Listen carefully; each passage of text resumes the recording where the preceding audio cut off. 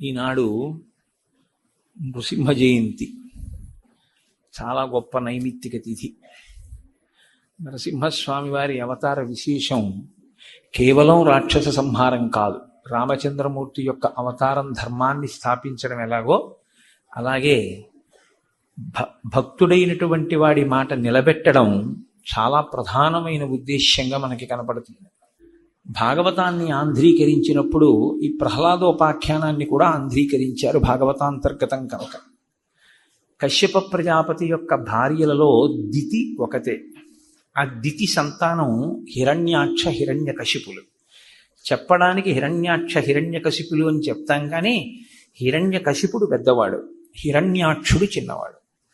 హిరణ్యాక్షుడు భగవంతుని పట్ల వ్యతిరేకమైనటువంటి ధోరణితో ధర్మమునకు హాని చేసే ప్రయత్నం చేసినప్పుడు యజ్ఞవరాహమూర్తి అయి హిరణ్యాక్షుణ్ణి భగవానుడు సంహరించాడు. రాక్షస ప్రవృత్తి అంటే ఎలా ఉంటుందో ప్రహ్లాదోపాఖ్యాన ప్రారంభంలోనే మీకు కనపడుతుంది. ఆ చనిపోయినటువంటి హిరణ్యాక్షుని యొక్క తల్లి దితి, ఆయన భార్య, బిడ్డలు ఏడుస్తున్నారు ఆ పార్థివ శరీరం ముందు కూర్చుని. హిరణ్యకశిపుడు వచ్చాడు. వచ్చి ఆయన వాళ్ళకి వేదాంతం చెప్పాడు. నీరాహార నిర్విష్ట పాంధుల క్రియన్ సంసార సంచారులు ఒత్తురు కూడి విత్తురు సదా సంగంబులీదొక్కచో శూరుల్ పోయడి త్రోవ పోయను భవత్సూనుండు తల్లి తద్వియోగమునకున్ శోకింప నీకేటికిన్ అని అడిగాడు. ఎందుకమ్మా ఏడుస్తావు? నీరాహార నివిష్ట పాంధుల క్రియన్ సంసార సంచారుల్ ఒత్తురు కూడి విత్తురు. బాగా దాహం వేసినటువంటి ఇద్దరు బాటసారులు ఒక చలివేంద్రం దగ్గర కలుసుకుంటారు. కలుసుకుని ఎవరికి దాహం వేసిందో వాళ్ళు నీళ్లు తాగుతారు, ఎవరి మానాన వాళ్ళు వెళ్ళిపోతారు తప్ప అక్కడే ఉండిపోరుగా. చలివేంద్రం దగ్గర కలుసుకున్న వాళ్ళు దాహార్తి తీరిపోయాక వెళ్ళిపోయినట్లే సంసార సంచారులు ఒత్తురు కూడి విత్తురు. ఆ సంసార సంచారులు అంటే సంసారమునందు ప్రవేశించేటటువంటి వారు వస్తుంటారు, కలుస్తూ ఉంటారు, మళ్ళీ విడిపోతూ ఉంటారు. సంసార సంచారులు ఒత్తురు కూడి విత్తురు సదా సంగంబులేదొక్కచో. ఒక్కచోట ఉండిపోరమ్మా. జీవయాత్రలో ఎన్ని ఉపాధులు స్వీకరించాడు, ఎంతమందితో కలిశాడు, ఎన్నిసార్లు సంసారం చేశాడు. ఆ జీవుడే ఓసారి చీమలో ఉన్నాడు, ఓసారి కుక్కలో ఉన్నాడు, ఓసారి పిల్లిలో ఉన్నాడు, ఓసారి పందిలో ఉన్నాడు. కాబట్టి సదాసంగంబులేదొక్కచో శూరుల్పోయుడు త్రోవపోయను భవత్సూనుండు తల్లి. వీరస్వర్గాన్ని అలంకరించేటటువంటి వాళ్ళు యుద్ధంలో ఏ విధంగా ఉత్తమమైన మార్గంలో వెళ్ళిపోతారో అలా వెళ్ళిపోయాడు నీ కొడుకు. భవత్సూనుండు తల్లి తద్యోగమునకు శోకింప నీకేటికిన్. ఎందుకమ్మా ఏడుస్తావు అని అడిగాడు. అడిగి చాలా విచిత్రమైనటువంటి చాలా గొప్ప వేదాంతాన్ని ప్రతిపాదించాడు. ఏమిటో అమ్మా, మనంతటి వాళ్ళం మనం బ్రతికుంటాం, మనం కలిసి ఉంటాం అనుకుంటాం, కానీ మనమెవరమమ్మా? దీన్నంతటినీ నడిపించేటటువంటి సూత్రధారి ఒకడు వేరొకడు ఉన్నాడు. ఆయన నడిపిస్తూ ఉంటాడు ఈ వ్యవహారాన్నన్నీ. ఎవ్వడు సృజించు ప్రాణుల ఎవ్వడు రక్షించు త్రుంచు ఎవ్వడనంతుండెవ్వడు విభుడెవ్వడు వాడి విధమున మనసు బెనుచు హేలారతుడై అన్నాడు. ఎంత గొప్ప వేదాంతం చెప్పాడండి. ఎవ్వడు సృజించు ప్రాణుల, ఈ ప్రాణులన్నింటినీ ఎవడు సృష్టిస్తున్నాడు? ఎవడు రక్షించు, ఎవరు వృద్ధి పొందేటట్టు చేస్తున్నాడు? ఎవ్వడు రక్షించు త్రుంచు, చిట్ట చివర ఎవడు ఈ ప్రాణులన్నిటినీ లయం చేస్తున్నాడు? ఎవ్వడు సృజించు ప్రాణుల ఎవ్వడు రక్షించు త్రుంచు ఎవ్వడనంతుండెవ్వడు విభుడెవ్వడు వాడి విధమున మనుచు బెనుచు హేలారసుడై.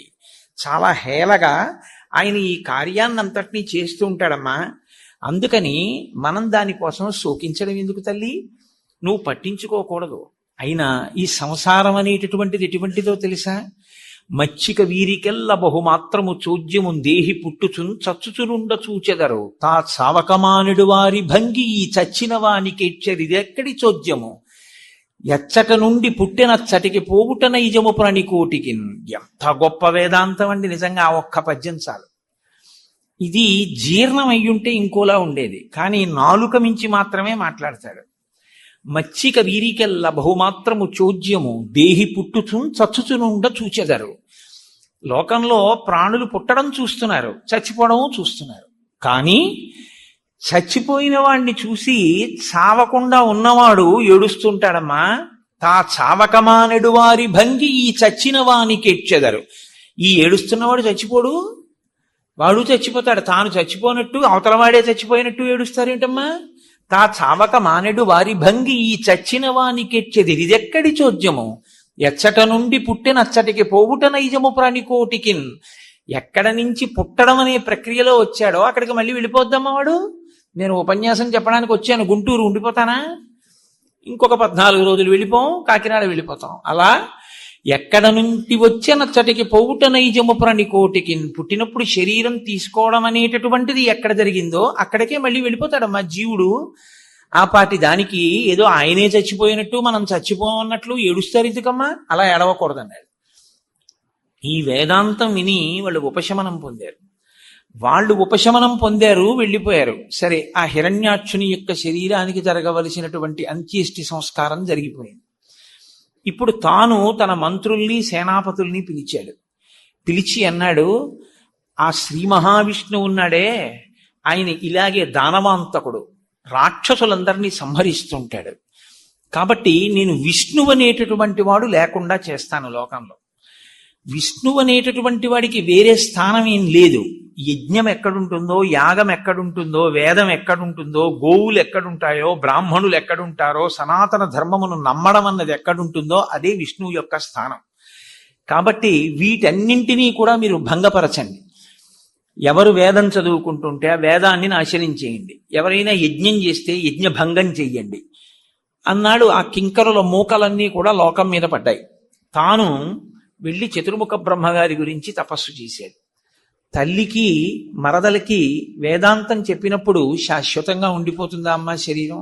ఎవరైనా వెళ్ళిపోవలసిందే అన్నాడు. తాను ఎంత ఘోరమైన తపస్సు చేశాడంటే చాలా పెద్ద పెద్ద చీమలు, ఇతర కీటకములు ఆయన యొక్క శరీరంలో ఉన్న నిత్తుటినంతటినీ జుర్రేసాయి. ఒంటి మీద పెద్ద పుట్ట పట్టేసింది, వెదుళ్ళు పెరిగిపోయాయి. ఆయన తలలోంచి వచ్చినటువంటి ఆ తపో ధూమానికి ఊర్ధ్వలోకాలలో ఉన్నటువంటి దేవతలు, ఋషులు కూడా భయపడ్డారు. అంత గొప్ప తపస్సు చేశాడు. ఆయన తపస్సుకి మెచ్చి చతుర్ముఖ బ్రహ్మగారు ప్రత్యక్షమయ్యారు. ఇంత గొప్ప తపస్సు చేసిన వాడు లేడరా నాయన, నీకేం కావాలో కోరుకో ఇస్తానన్నారు. పెద్ద స్తోత్రం చేశాడు. స్వామి, నీవు సృష్టికర్తవి, నీ వలన కదా ఈ లోకమంతా సృష్టింపబడడం అన్నది జరుగుతోంది. నీవు దయతలచిన నాడు నాకేమి ఇవ్వలేవు, ఏదైనా ఇవ్వగలవు, నీవు స్వతంత్రుడవు. ఇన్ని చెప్పాడు. చెప్పి నువ్వు ప్రీతితో ఇస్తానంటే నిన్ను ఒక వరం అడుగుతానన్నాడు. ఇంత గొప్ప తపస్సు చేసిన తర్వాత ఇవ్వకుండా ఉంటానా? నీకేం కావాలో అడుగు, ఇస్తానన్నారు స్వామి. గాలిన్ కుంభిని అగ్ని వాయువుల ఆకాశస్థలిన్ దిక్కులన్ రేలన్ ఘస్రమలం తమప్రభల ఘోరాదిత్యం మృగ వ్యాళ సర్వ అస్త్ర శస్త్రములన్. ఎన్ని కోరికలు కోరాడో తెలుసా అండి? అవి ఇవి కాదు. నేను గాలిలో చచ్చిపోకూడదు, ఇంట్లో చచ్చిపోకూడదు, బయట చచ్చిపోకూడదు, అస్త్రానికి చచ్చిపోకూడదు, శస్త్రానికి చచ్చిపోకూడదు. గాలిన్ కుంభిని అగ్ని వాయువుల ఆకాశస్థలిన్ దిక్కులన్ రేలన్ ఘస్రములం తమప్రభల భూరిగ్రాహ వ్యాళాదిత్య నరాది జంతు కలహం వ్యాప్తిన్ సమస్త్రాస్త్ర శస్త్రాళిన్ మృత్యువు లేని జీవనములోకాధీశ ఇప్పించవే అన్నాడు. నేను మృగముల చేతిలో చచ్చిపోకూడదు, దేవతల చేతిలో చచ్చిపోకూడదు, ఇంట్లో చచ్చిపోకూడదు, వీధిలో చచ్చిపోకూడదు, ఆ పైన ఆకాశంలో చచ్చిపోకూడదు, భూమి మీద చచ్చిపోకూడదు, పొద్దున్న చచ్చిపోకూడదు, రాత్రి చచ్చిపోకూడదు. ఇన్ని వరాలు అడిగాడు. కాబట్టి మృత్యువు లేని జీవనము లోకాధీశ ఇప్పించవే, వీటి వలన నాకు మృత్యువు లేనటువంటి జీవితాన్ని ఇప్పించు అన్నాడు. మరి అమ్మాయి లోకాన్నంతటినీ సృష్టించేవాడు, పెంచేవాడు, త్రుంచేవాడు ఒకడున్నాడు. సమస్త ప్రాణులు పుట్టి గిట్టిపోతాయమ్మా, దానికి ఏడవడం ఎందుకన్నాడు. ఆచరణకు వచ్చేసరికి ఇంత గొప్ప వరం అడిగాడు బ్రహ్మగారిని. ఆయన అన్నారు, ఇత పూర్వం నన్ను ఇటువంటి వరం అడిగిన వాడెవరూ లేడు, నీకే ఇంత గొప్ప వరం ఇస్తున్నాను, కానీ సత్వగుణంతో కూడుకున్న బుద్ధితో ప్రవర్తించు సుమా అన్నారు ఆయన. ఎందుకో తెలుసా? మృత్యువు లేదు అనేసరికి రాక్షసుడైనటువంటి వాడిలో పుట్టేటటువంటి అహంకారం, దానివల్ల వచ్చేటటువంటి ఉపద్రవం చతుర్ముఖ బ్రహ్మగారికి తెలియనిదా? కాబట్టి ఆయన ఆ మాట అన్నారు. అప్పటికి ఊరుకున్నాడు. ఇంటికి వెళ్ళిపోయాడు, సింహాసనం మీద కూర్చున్నాడు. ఇక నన్ను ఎదిరించగలిగిన వాడెవడు, నన్ను చంపగలిగిన వాడెవడు? కాబట్టి ఇప్పుడు నేను విష్ణువు ఎక్కడున్నా సరే నిగ్రహిస్తానన్నారు.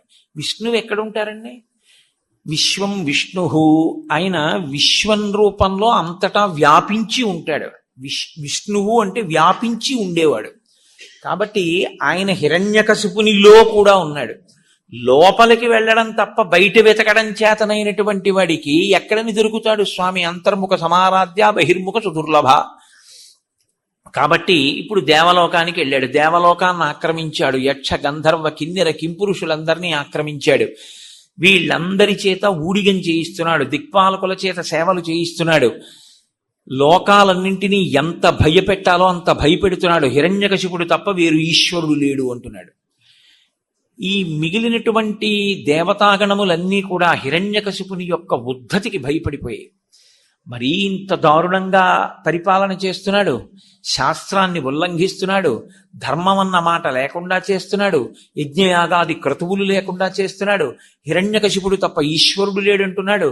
ఇటువంటి వాడు మట్టు పెట్టబడేది ఇప్పుడు. ఎందుకని? సామాన్యమైనటువంటి వరాలేం కావు, అంత తేలిగ్గా మరణించేవాడు కాడు. కాబట్టి వాళ్ళందరూ శ్రీ మహావిష్ణువుని ప్రార్థన చేశారు. స్వామి నువ్వు ఎప్పుడు వచ్చి సంహరిస్తావని అడిగారు. అడిగితే స్వామి వాళ్ళకి ప్రత్యక్షమై చెప్పలేదు, ఒక్కసారి అశరీరవాణిగా వారికి వినపడింది. మీరు బెంగ పెట్టుకోకండి, మీ కార్యాలలో మీరు ఉండండి, ఆయన శాస్త్రము యొక్క పరిధులను అతిక్రమించాడు. నేను ఎవరినైనా చంపాలి అంటే కొన్ని పరిస్థితులు ఏర్పడితే తప్ప నిష్కారణంగా ఎవరిని నేను సంహరించను. సంహరించడం అన్న ప్రక్రియకి మీకు దాని యథార్థమైన అర్థము తెలిసి ఉండాలి. ఈశ్వరుడు ఇచ్చినటువంటి అంత గొప్ప విభూతిని లోక కళ్యాణము కొరకు ఉపయోగించకుండా కేవలము తన స్వార్థము కొరకు ఉపయోగించుకొని లోకకంటకుడైపోతే, ఇంకా అతను ఆ ఉపాధితో ఉండడం అనేది చాలా ప్రమాదకరమైన స్థితి అని ఈశ్వరుడు నమ్మితే అప్పుడు మాత్రమే ఇంకా ఆ ఉపాధిని ఆయన పడగొడతాడు. కాబట్టి నేను చంపడం అంటే కొన్ని పరిస్థితులు ఏర్పడాలి. శుద్ధ సాధులందు, సురలందు, శృతులందు, గోవులందు, విప్రకూటియందు, ధర్మ పదవియందు, తవిలి నాయందు వాడెన్నడలుగు నాడు పట్టి వధింతు అన్నాడు.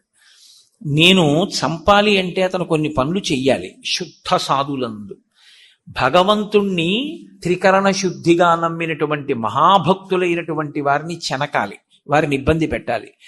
సురలందు, దేవతల్ని ఇబ్బంది పెట్టాలి. శృతులందు, వేదాన్ని ధిక్కరించాలి. గోవులందు, గోవుల్ని బాధ పెట్టాలి. విప్రకోటి ఎందు, వేదం చదువుకుని వేదమంత్రముల చేత లోకోద్ధరణ కొరకని యజ్ఞయాగాది క్రతువులు చేసి సమాజము యొక్క అభ్యున్నతి కొరకు పాటుపడేటటువంటి బ్రాహ్మణుల పట్ల ఖేదము కలిగేటట్టుగా వారు ఇబ్బంది పడేటట్టుగా ప్రవర్తించగలిగిన బుద్ధి వ్యగ్రత ఏర్పడాలి. కాబట్టి గోవులందు, విప్రకోటి ఎందు, ధర్మ పదవి ఎందు, ధర్మానికి వ్యతిరేకంగా ప్రవర్తించడం మొదలు పెట్టాలి, లేదా ధర్మం తెలిసున్నా అనుష్ఠించడం అతను మానేయాలి. కాబట్టి ధర్మ పదవి ఎందు, తవిలి నాయందు, చిట్ట చివరకు అసలు ఈశ్వరుడెవడు, నేనే ఈశ్వరుణ్ణి అని ఈశ్వరుణ్ణి తిరస్కరించేటటువంటి ధోరణి ప్రబలాలి. ఇటువంటి పరిస్థితులు ఏర్పడితే ఆనాడు మాత్రమే నేను పట్టి చంపుతాను. హిరణ్యకశిపుడు బ్రహ్మగారి వలన పొందినటువంటి వరముల చేత ఇప్పుడు అటువంటి గర్వంతోటే ప్రవర్తిస్తున్నాడు. కాబట్టి నేను అతన్ని పడగొడతాను. కొద్ది కాలంలోనే అతని కడుపున పరమభక్తుడైనటువంటి వాడు, సమాజంలో ఈశ్వరుణ్ణి చూడగలిగినటువంటి ప్రజ్ఞావంతుడు పుడతాడు. అంత మర్యాదస్తుడైనటువంటి ప్రహ్లాదుడనబడేటటువంటి ఆ పిల్లవాడి జోలికి వెడతాడు. ఆయన్ని చాలా బాధలు పెడతాడు. అటువంటి బాధలు ఎప్పుడు పెట్టాడో అప్పుడు నేను వచ్చి హిరణ్యకశిపుణ్ణి సంహరిస్తాను. ఆ ప్రహ్లాదుడు సామాన్యమైనటువంటి వ్యక్తి కాడు. ఎందుచేత అంటే గుణనిధియకు ప్రహ్లాదుని గుణములనేకములు కలవు, గురుకాలమునన్ గణితింప నశక్యములు, ఫణిపతికి బృహస్పతికి భాషాపతికి అంటారు. ప్రహ్లాదుడు ఎంత గొప్పవాడు, ఎంత గొప్ప గుణములు కలిగినవాడు అంటే ఆయన గుణములను చెప్పడం ఎవ్వరికీ సాధ్యం కాదుట. అన్ని గొప్ప గుణములు కలిగినవాడు, ఎవరెవరు చెప్పలేరు అన్నారు. ఫణిపతికి 1000 పడగలు ఉన్నటువంటి ఆదిశేషుడు చెప్పలేడు. బృహస్పతికి. దేవగురువు అయినటువంటి బృహస్పతి చెప్పలేడు ప్రహ్లాదుడి యొక్క గుణములు. భాషాపతికి 4 ముఖములు ఉండి వేదములను నిరంతరము చదివి సృష్టి చేసేటటువంటి సరస్వతీదేవి భర్త అయినటువంటి చతుర్ముఖ బ్రహ్మగారు కూడా చెప్పలేరు. కాబట్టి అన్ని గుణములు కలిగినటువంటి వాడు, అంత మంచివాడు, భగవద్భక్తుడైనటువంటి ప్రహ్లాదుడు తన కుమారుడే అయినా ఆ భక్తిని ఓర్వలేక శమదమ సంపన్నుడు నిర్వైరుడనక ప్రహ్లాదుని రోసంబున పట్టి వాడెన్నడు ఆపన్నత కలుగచేయు నాడు పట్టి వధింతున్.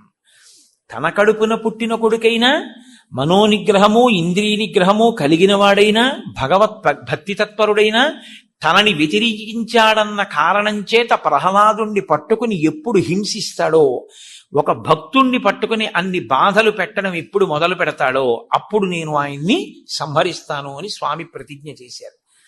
సరే, వీళ్ళందరూ వెళ్ళిపోయారు. కాలక్రమంలో ఆయనకి ప్రహ్లాదుడు అనబడేటటువంటి కుమారుడు, 4 కుమారులు, అందులో పెద్దవాడు ప్రహ్లాదుడు. ప్రహ్లాదుడు చిన్నతనం నుంచి గొప్ప భక్తి తత్పరుడు. ఆ పిల్లవాడు విద్యాభ్యాసం చేస్తున్నాడు. ఆ విద్యాభ్యాసం చేస్తున్నటువంటి పిల్లవాణ్ణి ఒకసారి చూసి ఎంతవరకు చదువు నేర్చుకున్నాడో తెలుసుకోవాలనిపించింది హిరణ్యకశిపుడికి. ఒక రోజున పిలిచాడు. ప్రారంభంలో కొడుకు మీద పుత్ర వ్యామోహమే తప్ప, పుత్రుని యందు ప్రేమ తప్ప ప్రారంభమునందు ద్వేషం లేదు. ద్వేషం దేని వలన వచ్చిందంటే ప్రహ్లాదుడు విష్ణుభక్తి తత్పరుడు, హిరణ్యకశిపుడు అహంకార తత్పరుడు. ఇది ఇద్దరి యందు ప్రకాశించాలి. బాగా ప్రకాశిస్తే తప్ప రెండింటి మధ్య వైషమ్యం ఏర్పడదు. కాబట్టి ఇప్పుడు ఆ ప్రహ్లాదుణ్ణి పిలిచి అన్నాడు, అనుదిన సంతోషణములు, జనిత శ్రమ తాప దుఃఖ సంశోషణములు, తనయుల సంభాషణములు, జనకులకున్ కర్ణయుగలి సద్భూషణములు అన్నాడు. నాయనా, ఏ తండ్రికైనా పిల్లవాడు కడుపున పుట్టినటువంటి కొడుకు మాట్లాడుతుంటే అనుదిన సంతోషణములు, ఎంత సంతోషంగా ఉంటుందో. ఏ రోజుకు ఆ రోజే, ఇవాళన్న మాటే రేపు అంటాడు వాడు. ఇవాళ తాత అంటాడు, రేపు కూడా తాత అంటాడు, ఇంకో 10 రోజులు పోయిన తర్వాత నాన్న అంటాడు. వాడు ఒక్కొక్క మాట మాట్లాడుతుంటే అది సృష్టిలో లేనట్లు, ఇప్పుడే కొత్తగా మొట్టమొదటిసారి తన కొడుకు ఏదో కొత్త పదాన్ని కనిపెట్టినట్టు తండ్రి సంతోషపడిపోతాడు. అది ఎంత సంతోషంగా ఉంటుందో తెలుసా? అనుదిన సంతోషణములు, జనిత శ్రమ తాప దుఃఖ సంశోషణములు. తండ్రికి కలిగినటువంటి దుఃఖము తాపము ఇవన్నీ కూడా నశించిపోతాయి ఆ పిల్లవాని యొక్క మాటలు వింటున్నప్పుడు. కాబట్టి జనిత శ్రమ తాప దుఃఖ సంశోషణములు, తనయుల సంభాషణములు. కొడుకు తండ్రితో మాట్లాడుతుంటే తండ్రికి ఎంతో ఆనందంగా ఉంటుంది. కాబట్టి జనకులకున్ కర్ణయుగలి సద్భూషణములు, తండ్రికి ఆ కొడుకు యొక్క మాటలు చెవులకు పెట్టుకున్నటువంటి ఆభరణాల్లా ఉంటాయి. కాబట్టి నాన్న, ఏది నువ్వు నేర్చుకున్న దాంట్లోంచి ఒక పద్యం ఏదైనా చెప్పు వింటానన్నాడు. ఆయన అన్నాడు, ఎల్ల శరీరధారులకు ఇల్లును చీకటి నూతిలోపలంత్రెళ్ళక, వీరు నేనును మతిభ్రమణంబున భిన్నులై ప్రవర్తించక, సర్వమున్నాతని దివ్య కళామయ మంచు విష్ణునందుల్లము చేర్చితారడవి నుండుట మీలు నిశాచరాగ్రణి అన్నాడు. తండ్రి అనలేదు ఆయన, నిశాచరాగ్రణి, చీకటిలో తిరిగేటటువంటి వారికి నాయకత్వం వహించేవాడా అని పిలిచాడు. అంటే అజ్ఞానంలో ఉన్నవాడా, ఏది తెలుసుకోవాలో అది తెలుసుకోనివాడా, నేను చాలా గొప్పవాణ్ణి అనుకుంటున్నటువంటి అహంకారంతో ఉన్న ఓ తండ్రి, ఎల్ల శరీరధారులకు ఇల్లును చీకటి నూతిలోపలం త్రెళ్ళక, వీరు నేనను మతిభ్రమణంబున భిన్నులై ప్రవర్తిల్లక.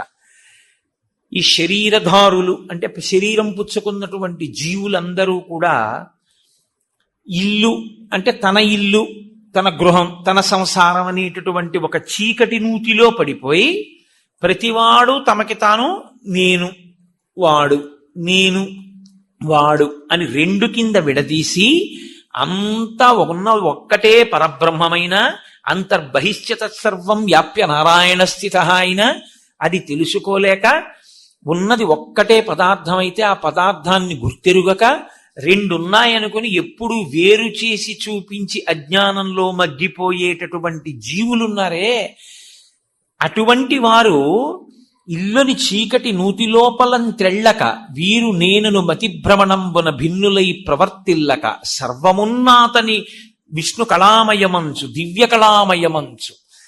ఇదంతా కూడా సమస్తము ఈశ్వరుడే. ఆ ఒక్క ఈశ్వరుడే ఇన్ని రూపాలుగా, ఇన్ని ముఖాలుగా, ఇన్ని జీవులుగా ఉన్నాడని తెలుసుకున్న నాడు, నాన్న ఇంట్లో ఉన్నా అడవిలో ఉన్నా ఒక్కటే నాన్న, అది తెలియనప్పుడే నేను రాజుని, నేను ఇంతవాణ్ణి, నేను అంతఃపురంలో ఉన్నాను, నేను పరిపాలిస్తున్నాను, నా యందు ఇంత గొప్పతనం ఉంది అన్న అహంకారం ఏర్పడుతుంది నాన్న, కొంచెం జాగ్రత్తగా గమనించి చూడు అన్నాడు. అంటే ఆయన అన్నాడు పిలిచి, అరేరే నాకుం చూడక చోద్యమయ్యడిదిగా నా తండ్రి ఈ బుద్ధికి నీకున్ లోపలతోచెనో, పరులు దుర్నీతులు ప్రశంసించిరో, ఏకాంతంబున భార్గవుల్ పలికిరో, వైకుంఠుండు కృతాపరాధుడతనిన్ శ్లోకింప నీకేటికి. అయ్యయ్యో నాన్న, నాకు చాలా ఆశ్చర్యంగా ఉందిరా, నాకుం చూడక చూజ్యమయ్యడిదిరా నా తండ్రి, నాకు చాలా వింతగా ఉంది. అసలు నీకు ఈ బుద్ధి లోపల నుంచి పుట్టిందా? నీ స్నేహితులు ఎవరైనా చెప్పారా? ఏకాంతంబున భార్గవుల్ పలికిరో, గురువుల మీద అనుమానం వచ్చింది.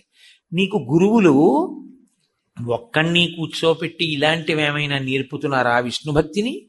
లేకపోతే ఈ దానవ శ్రేణికిన్, ఈ రాక్షసులందరికీ కూడా వైకుంఠుండు కృతాపరాధుడు, వైకుంఠవాసి అయినటువంటి శ్రీమన్నారాయణుడు అపరాధమును చేసినవాడు. ఎందుకంటే ఎప్పుడూ రాక్షస సంహారం చేస్తుంటాడు. వైకుంఠుండు కృతాపరాధుడు, అటువంటి వాణ్ణి నువ్వు పొగడడం ఏమిట్రా? నువ్వు పొగడకూడదు. ఆయన్ని పొగడకుండా ఈ రాజ్యము, మన సైన్యము, భోగాలు, విలాసాలు, యజ్ఞయాగాది క్రతువుల్ని ధ్వంసం చేయడం, ఇటువంటి రాక్షస ప్రవృత్తి నీకు ఎప్పుడబ్బుతుందిరా అన్నాడు. అంటే ఆయన అన్నాడు, సాధారణంగా ఆంధ్రదేశంలో ఈ పద్యం నోటికి రాని వాళ్ళు ఎవరు ఉండరు, ప్రతి వాళ్ళకి ఈ పద్యం వచ్చి ఉంటుంది. మందార మకరంద మాధుర్యమున తేలు మధుపంబు పోవునే మదనములకు, నిర్మల మందాకినీ వీచికల తూగు రాయంచజనునే తరంగిణులకు, లలిత రసాల పల్లవ ఖాదియీ చొక్కు కోయిల జనునే కుటజములకు, పూర్ణేందు చంద్రికా స్ఫురిత చకోరక మరుగునే సాంద్ర నిహారములకు, అంబుజోదర దివ్య పాదారవింద చింతనామృతపాన విశేషమత్త చిత్త మీరీతి ఇతర విషయంబు చేరనేర్చు, వినుత గుణశీల మాటలు వెయ్యునేల అన్నాడు. ప్రహ్లాదుడు అన్నాడు, పుట్టుకతో వచ్చిందండి ఈశ్వరానుగ్రహం ఆయనకి. ఆ భక్తి నారదమునీంద్రుని యొక్క బోధ వలన ఏర్పడినటువంటి బుద్ధి వైశిష్ట్యం అది. ఆయన అన్నాడు, మందార మకరంద మాధుర్యమున తేలు మధుపంబు పోవునే మదనములకు. నాన్నగారు, మందార పువ్వులో ఉండేటటువంటి మకరందాన్ని పానం చెయ్యడానికి అలవాటు పడినటువంటి గండు తుమ్మెద ఉమ్మెత్త పువ్వు దగ్గరికి వెళ్ళి వాలి అందులో ఉన్నటువంటి రసాన్ని తాగుతుందా? మందార మకరంద మాధుర్యమున తేలు మధుపంబు పోవునే మదనములకు, నిర్మల మందాకిని వీచికలతో రాయంచనునే తరంగిణులకు. ఆకాశ గంగా తరంగాలలో తేలియాడేటటువంటి రాజహంస ఎప్పుడైనా పిల్ల కాల్వలలోకి వెళ్ళి ఈదుతుందా నాన్నగారు? లలిత రసాల పల్లవ ఖాదియీ చొక్కు కోయిల జనునే కుటజములకు. ఎక్కడైనా మామిడి చెట్టు మీద కూర్చుని లేత చిగుర్లు తిని ఆనందించేటటువంటి కోయిల అడవి మల్లె చెట్టు మీద వాడి దాని చిగుర్లు తింటుందా నాన్న? కొండమల్లె చెట్టు మీద వాళ్తుందా అది? పైగా లలిత రసాల పల్లవ ఖాదియై చొక్కు కోయిల జనునే కుటజములకు, పూర్ణిందు చంద్రికా స్ఫురిత చకోరక మరుగునే సాంద్ర నిహారములకు. పూర్ణచంద్రబింబం నుంచి వచ్చేటటువంటి ఆ వెన్నెల కిరణాల్ని తినడానికి అలవాటు పడినటువంటి చకోర పక్షి పొగమంచు దగ్గరికి వెళ్ళి అది తింటుందా నాన్న తెల్లగా ఉంటుందని? అంబుజోదర దివ్య పాదారవింద చింతనామృతపాన విశేషమత్త చిత్తము ఏ రీతి ఇతర విషయంబు చేరనేర్చు. ఆ భగవంతుని యొక్క పాదారవిందములను కన్నులు మూసుకుని నిరంతరము లోపల స్మరించినప్పుడు ఆ ధ్యాన సమాధి యందు ఆయన పాదముల నుంచి స్రవించేటటువంటి అమృతాన్ని త్రాగి మత్తెక్కి ఆనందాన్ని అనుభవించేటటువంటి నా మనస్సు ఇవాళ కొత్తగా ఇతర విషయాల దగ్గరికి వెళ్ళు అంటే వెడుతుందా నాన్న? అంబుజోదర దివ్య పాదారవింద చింతనామృతపాన విశేషమత్త చిత్తమీ రీతి ఇతర విషయంబు చేరనేర్చు, వినుత గుణశీల మాటలు వేయునేల. ఇన్ని మాటలు ఎందుకు నాన్న అన్నాడు. మాట చెప్పడం కాదు, నిజంగా ప్రహ్లాదుని యొక్క గుణముల గురించి చెప్తూ పోతన గారు ఇదే చెప్తారు. ఆయన నిరంతరము ఈశ్వరుణ్ణి అనుభవించినవాడు.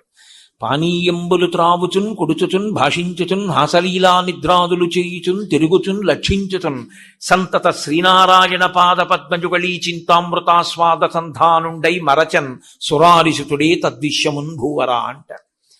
పానీయంబులు త్రాగుచున్, నీరు త్రాగుతూ, తింటూ, తిరుగుతూ, నవ్వుతూ, ఆడుతూ, పాడుతూ, పనిచేస్తూ ఆయన ఎప్పుడూ శ్రీమన్నారాయణ దర్శనాన్ని పొందుతుండేవాడు. అందుకే ఒక్కొక్కసారి గెంతుతూ ఉండేవాడు, ఒక్కొక్కసారి నాట్యం చేసేవాడు, ఒక్కొక్కసారి ఏడ్చేవాడు, ఒక్కొక్కసారి పాట పాడేవాడు, ఒక్కొక్కసారి తన్మయావస్థలో ఉండేవాడు. ఎప్పుడూ శ్రీమన్నారాయణ దర్శనాన్నే పొందుతూ అంతర్ముఖుడై ఉండేవాడు ఆయన. తనయందు అఖిల భూతములందు ఒక భంగి సమహితత్వంబున బరగువాడు, పెద్దల పొడగన్న భృత్యునికైవడి చేరి నమస్కృతులు చేయువాడు, కన్నుదోయికి అన్య కాంతలడ్డంబైన మాతృభావన చేసి మరలువాడు, దైవతములంచు గురువుల తరచువాడు, సకుల ఎడ సోదర స్థితి జరుపువాడు, లీలలందున బొంకులు లేనివాడు, లలిత మర్యాదుడైన ప్రహ్లాదుడధిప అంటారు పోతన గారు. తనయందు అఖిల భూతములందు ఒక భంగి సమహితత్వంబున బరగువాడు. ఆయన తనలో ఉన్నటువంటిది ఏ చైతన్యమో ఆ చైతన్యమే ఇతర ప్రాణుల యందు కూడా ఉంది అన్న భావన బాగా స్థిరపరచుకున్నటువంటి వాడు. తన ఆకలి ఎటువంటిదో ఒక కుక్క ఆకలి కూడా అలాగే ఉంటుందని, తన నిద్రాకాలిక సుఖం ఎలా ఉంటుందో ఇతర ప్రాణుల యొక్క నిద్రాకాలిక సుఖం కూడా అలాగే ఉంటుందని, తనకి దెబ్బ తగిలితే బాధ ఎలా ఉంటుందో ఇతర ప్రాణులకు తగిలినటువంటి దెబ్బ వలన కలిగిన బాధ కూడా అలాగే ఉంటుందని, కాబట్టి తనకి ఇతర జీవులకు మధ్యలో భేదం ఏమీ లేదు, అన్నిటి యందు ఉన్నటువంటి పదార్థము ఒక్కటే, ఆ చైతన్యమే ప్రకాశిస్తోందని బాగా తెలుసుకుని ఉన్నటువంటి వాడు. కాబట్టి తన యందు ఇతర భూతములందు సమహితత్వంబున బరగువాడు, పెద్దల పొడగన్న భృత్యునికైవడి చేరి నమస్కృతులు చేయువాడు. పెద్దవాళ్లు కనపడితే చాలట వంగి వంగి వంగి వంగి నమస్కారాలు చేసేవాడు. కన్నుదోయికి అన్య కాంతలడ్డంబైన మాతృభావన చేసి మరలువాడు. కంటికి ఇతర కాంతలు కనపడితే తన తల్లిగా భావన చేసి పరమ మర్యాదతో తప్పుకుని వెళ్ళిపోయేవాడు. అటువంటి మహానుభావుడు గురువులని విశేషంగా గౌరవించేవాడు. ఈశ్వరుడే గురువు రూపంలో ఉన్నాడు అని నమ్మి గౌరవించినవాడు. సఖులు అంటే తన స్నేహితుల్ని సోదరులతో సమానంగా భావించాడు. ఆయన లీలలందున బొంకులు లేనివాడు, ఎప్పుడు పరిహాసానికి కూడా అబద్ధం చెప్పనటువంటి వాడు. లలిత మర్యాదుడైన ప్రహ్లాదుడధిప, ఎంతో మర్యాద కలిగినటువంటి వాడు ప్రహ్లాదుడు. కాబట్టి ఇటువంటి ప్రహ్లాదుడు ఎప్పుడూ భగవంతుని యొక్క ఆనందాన్ని అనుభవించడం అనేది జరుగుతుండే విషయం. కాబట్టి అంబుజోదర దివ్యపాదార వింద చింతనామృతపాన విశేషమత్త చిత్తమే రీతి ఇతర విషయంబు చేర నేర్చు వినుత గుణశీల మాటలు వేయునేలా అంటాడు. ఇది హిరణ్యకశిపుడికి ఇష్టమైనటువంటి పని. ఆయనకి నా అంతవాణ్ణి నేన అంటూ ఉంటాడు. ప్రహ్లాదుడు ఇదంతా ఈశ్వరుడి యొక్క చిద్విలాసం అంటాడు. కాబట్టి ఇద్దరికీ పడదు. ఇప్పుడు గురువులు చూశారు, తండ్రికి కోపం పెరుగుతోంది, కొడుక్కి సంతోషం పెరుగుతోంది. ఇది ఏ స్థితికి వెడుతుందో అని గురువులు అన్నారు, ఈ పిల్లవాడిని తీసుకెళ్లి మేము చదివిస్తా ఉన్నారు. చండు అమర్కుడు అని వాళ్ళిద్దరూ శుక్రాచార్యుల వారి యొక్క బిడ్డలు. వాళ్ళు ప్రహ్లాదుణ్ణి తీసుకెళ్లి మళ్ళీ చదివించడం ప్రారంభం చేశారు. అర్థశాస్త్రము కామశాస్త్రము బాగా నేర్పారు. నేర్పి ఈసారి హిరణ్యకశిపుడి దగ్గరికి తీసుకెళ్లలేదు. ఎందుకైనా మంచిది, ఇబ్బంది వస్తుందేమో అని. ఎందుకంటే ఒకసారి వాళ్ళని అనుమానించాడు. ఏకాంతంబున భార్గవుల్ పలికిరో ఈదానవ శ్రేణికిన్ వైకుంఠుండు కృతాపరాధుడు అన్నాడు. నీకు ఏకాంతంగా గురువులు ఏమైనా చెప్పకూడనివి చెప్తున్నారు ఏమిట్రా, విష్ణుభక్తి నేర్పుతున్నారా, నీకు ఎలా వచ్చే ఈ పద్యాలన్నీ అని అడిగాడు. కాబట్టి వాళ్ళకి ఎందుకైనా మంచిది అని ముందు హిరణ్యకశిపుని యొక్క పట్టమహిషి అయిన లీలావతి దగ్గరికి తీసుకెళ్లారు. తీసుకెళ్ళి అమ్మ మేము చెప్పగలిగినటువంటి విద్య అంతా ఈ పిల్లవాడికి నేర్పాం అని ఆ పిల్లవాడిని లీలావతి దగ్గర కూర్చోబెట్టారు. తల్లి చూసి సంతోషించింది. ఇప్పుడు ఆమె పనుపున పిల్లవాడు హిరణ్యకశిపుని దగ్గరికి వెళ్ళాడు. తండ్రి చాలా సంతోషించాడు. ఒరేయ్ నిన్ను ఎంతకాలానికి చూశానురా, రా అన్నాడు. కానీ ఏమైనా మార్పు వచ్చిందో లేదో అని అనుమానం. నీతి శాస్త్రాన్ని మీ గురువులు బోధ చేస్తే నువ్వు కొద్దిగా వెనకపడుతున్నావని నాకు తెలిసింది. మిగిలిన పిల్లలు ముందున్నారని నువ్వు వెనక్కున్నావని విన్నాను. ఏది నువ్వు నేర్చుకున్న వాటిలోంచి నీకు బాగా ఇష్టమైనటువంటి పద్యం ఒకటి నాకు చెప్పు అన్నాడు. ఎందుచేత నీతి శాస్త్రంలో వెనకపడ్డాడంటే మీరు నేను అనుకుంటున్న నీతి శాస్త్రంలో వెనకపడ్డం కాదు. ఆయన అనుకునేది ఏమిటంటే రాక్షస నీతి నేర్పాలి శుక్రాచార్యుల వారి బిడ్డలు. రాక్షస నీతిని మిగిలినటువంటి పిల్లలు బాగా నేర్చుకుంటున్నారు. ఈయనో భక్తితో వెనకబడుతున్నాడు. ఆ రాక్షస నీతి ఈయనకి రావట్లేదు. అందుకని నువ్వు వెనకపడుతున్నావని విన్నాను. ఒక తండ్రిగా ఇది నాకు ఖేదకారణం. ఏది ఓ పద్యం చెప్పు అన్నాడు. అంటే ఆయన అన్నాడు, ఇప్పటి వరకు గురువులు అనుకున్నారు మనం అర్థశాస్త్రం కామశాస్త్రం నేర్పాం కదా, ఇదే చెప్తాడులే అనుకున్నారు. పాపం వాళ్ళు తీసుకెళ్లేటప్పుడు చెప్పారు కూడా, ఒరేయ్ మేమేం చెప్పామో అదే చెప్పు తప్ప నువ్వు సొంతంగా మీ నాన్న దగ్గరికి వెళ్ళిన తర్వాత కొత్త కొత్తవి చెప్తున్నావు, అలాంటివి ఏం చెప్పకు. మీ తండ్రికి మా మీద అనుమానం వస్తుంది, మేమేమి నేర్పామో అవే చెప్పు మీ నాన్న అడిగినప్పుడు అన్నారు. తప్పకుండా నేర్పుతాను, అవే చెప్తాను అన్నాడు. ఎరా నీకు గురువులు బాగా నేర్పించారా, నేను ఏవి చెప్పమన్నానో అవి చెప్పారా అని అడిగాడు. నాన్నగారు మీరు ఏవి చెప్పమన్నారో గురువుగారు అవి చెప్పారు, గురువుగారు చెప్పవలసినవి గురువుగారు చెప్పారు, నేను నేర్చుకోవలసింది నేను నేర్చుకున్నాను. చదివించిరి నను గురువులు చదివితి ధర్మార్థముఖ్య శాస్త్రంబులునే చదివినవి కలవు పెక్కులు చదువులలో మర్మమెల్ల చదివితి తండ్రి అన్నాడు. చదివించిరి నన్ను గురువులు, నాన్నగారు గురువులు నన్ను చదివించవలసినవి చదివించారు. చదివితి ధర్మార్థముఖ్య శాస్త్రంబులునే చదివినవి కలవు పెక్కులు, ధర్మార్థ శాస్త్రములు నేర్పించారు, ఇతర శాస్త్రములు నేర్పించారు. నేను చదువుకున్నవి చాలా ఉన్నాయి నాన్నగారు, నే చదివినవి కలవు పెక్కులు చదువులలో మర్మమెల్ల చదివితి తండ్రి అన్నాడు. చదువులలో ఉండేటటువంటి మర్మాన్ని నేను బాగా తెలుసుకున్నాను నాన్నగారు. అసలు చదువుల యొక్క సారాంశం ఏమిటో అది నాకు బాగా బోధపడింది అన్నాడు. ఆయనకి ఏదో కించిత్ అనుమానం కలిగి ఉంటుంది, గురువుగారు నేర్పారు నాకు చదువులలో మర్మం తెలిసింది అంటున్నాడు ఏమిటని. ఏమో ఒకవేళ ఈసారి గురువులు చెప్పిందే నేర్చుకున్నాడేమో అని. ఏది నువ్వు నేర్చుకున్నది ఒక్క విషయం చెప్పు అన్నాడు. తను హృద్భాషల సఖ్యమున్ శ్రవణమున్ దాసత్వమున్ ఇలా ఈశ్వరుణ్ణి 9 విధాలైన భక్తితో సేవించిన వాడెవరుంటాడో, శ్రవణం కీర్తనం విష్ణోహ స్మరణం పాదసేవనం అర్చనం వందనం దాస్యం సఖ్యం ఆత్మనివేదనం అంటారు మూలంలో వ్యాసుల వారు. కాబట్టి తనుహృద్భాషల సఖ్యమున్ శ్రవణమున్ దాసత్వమున్ అలా అర్చనాదులు చింతయు సంకీర్తనల్ అనేది 9 భక్తిభావముల సర్వేశున్ హరిన్ నమ్మి సజ్జనుడయ్యుండుట యుక్తమంతు తలచుంది కంబు దైత్యేశ్వర అన్నాడు. నాకు నాన్నగారు శ్రవణం భగవంతుని యొక్క గుణములను వినడం, శ్రవణం కీర్తనం భగవంతుని యొక్క గుణములను బాగా అనుభవించడం చేత లోపల మనసులో ఇంకా భక్తి వలన అవి పట్టక పైకి పొంగి ప్రవహించి కీర్తనగా వస్తే ఆ కీర్తనం, శ్రవణం కీర్తనం విష్ణోహ స్మరణం ఎప్పుడూ భగవంతుడి గురించి ఆలోచించడం, స్మరణం పాదసేవనం భగవంతుని యొక్క పాదారవింద సంసేవనము పాదసేవనం, శ్రవణం కీర్తనం విష్ణోహ స్మరణం పాదసేవనం అర్చనం ఈశ్వరుణ్ణి అర్చించడం, వందనం నమస్కారం చేయడం, అర్చనం శ్రవణం కీర్తనం విష్ణోహ స్మరణం పాదసేవనం అర్చనం వందనం దాస్యం ఈశ్వరుడికి దాస్యం చేయడం, సఖ్యం భగవంతుడితో స్నేహం చేయడం, ఆత్మనివేదనం ఈశ్వరుడికి ఆత్మ నివేదనం చేయడం. ఇవి 9 నాన్నగారు నవవిధ భక్తులు. ఈ 9 రకాలైనటువంటి భక్తి భావములతో సజ్జనుడై ఈశ్వరుణ్ణి నమ్మి బ్రతికిన వాడెవడో వాడిది నిజమైన బ్రతుకు అని నేను తెలుసుకున్నాను నాన్నగారు అన్నాడు. చాలదు, ఏ మాట అక్కడికి వెళ్ళి చెప్పకూడదో ఆ మాటే చెప్పాడు. పైగా అన్నాడు, నాన్నగారు ఇది తెలుసుకోని వారు ఉంటారే, ఇది తెలుసుకోకుండా మిగిలినవి ఎన్ని తెలుసున్నాయనుకున్న వాళ్ళైనా సరే వాళ్ళ జీవితాలు వృధాయే నాన్నగారు అన్నాడు. అందేందూదయముల్ మహాభదిర శంకారావముల్ మూక సద్గ్రంథాఖ్యాపనముల్ కృతజ్ఞావళి బంధుత్వంబులు లుబ్ధ ద్రవ్యములు భస్మ హవ్యంబులు క్రోఢ సద్గంధంబుల్ ఇవన్నీ కూడా హరిభక్తి వర్జితుల వృధారిక్త సంసారముల్. ఎంత పెద్ద మాట వేసేసాడండి, ఎంత ధైర్యంతో మాట్లాడాడో మహానుభావుడు. అంధేందూదయముల్, నాన్నగారు పుట్టుకతో అంధుడైన వాడు ఉంటాడు, ఆయన్ని తీసుకొచ్చి చూడరా వెన్నెల ఎంత బాగుందో చంద్రకాంతి ఎంత బాగుందో అన్నారనుకోండి, వాడికి ఏమైనా అర్థం అవుతుందా? మహాబధిర శంకారావముల్, పుట్టికతో చెవిటివాడు ఉంటాడు. ఆయన దగ్గరికి వెళ్ళి శంఖం ఊది ఎలా ఉంది శంఖనాదం అని అడిగితే ఎలా ఉంటుంది?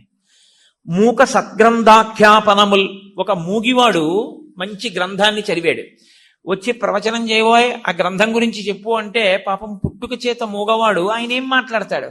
కాబట్టి మూక సద్గ్రంథాఖ్యాపనముల్ నపుంసక వధూకాంక్షల్, నపుంసకుడైనటువంటి వాడికి ఒక అందమైన కాంతయందు వ్యామోహం ఉంటే మాత్రం ప్రయోజనమే ఉంటుంది. నపుంసక వధూకాంక్షల్ కృతఘ్నావళి బంధుత్వంబులు, కృతజ్ఞుడైన వాడు చేసిన మేలు మరిచిపోయేటటువంటి వాడితో బంధుత్వం ఉంది.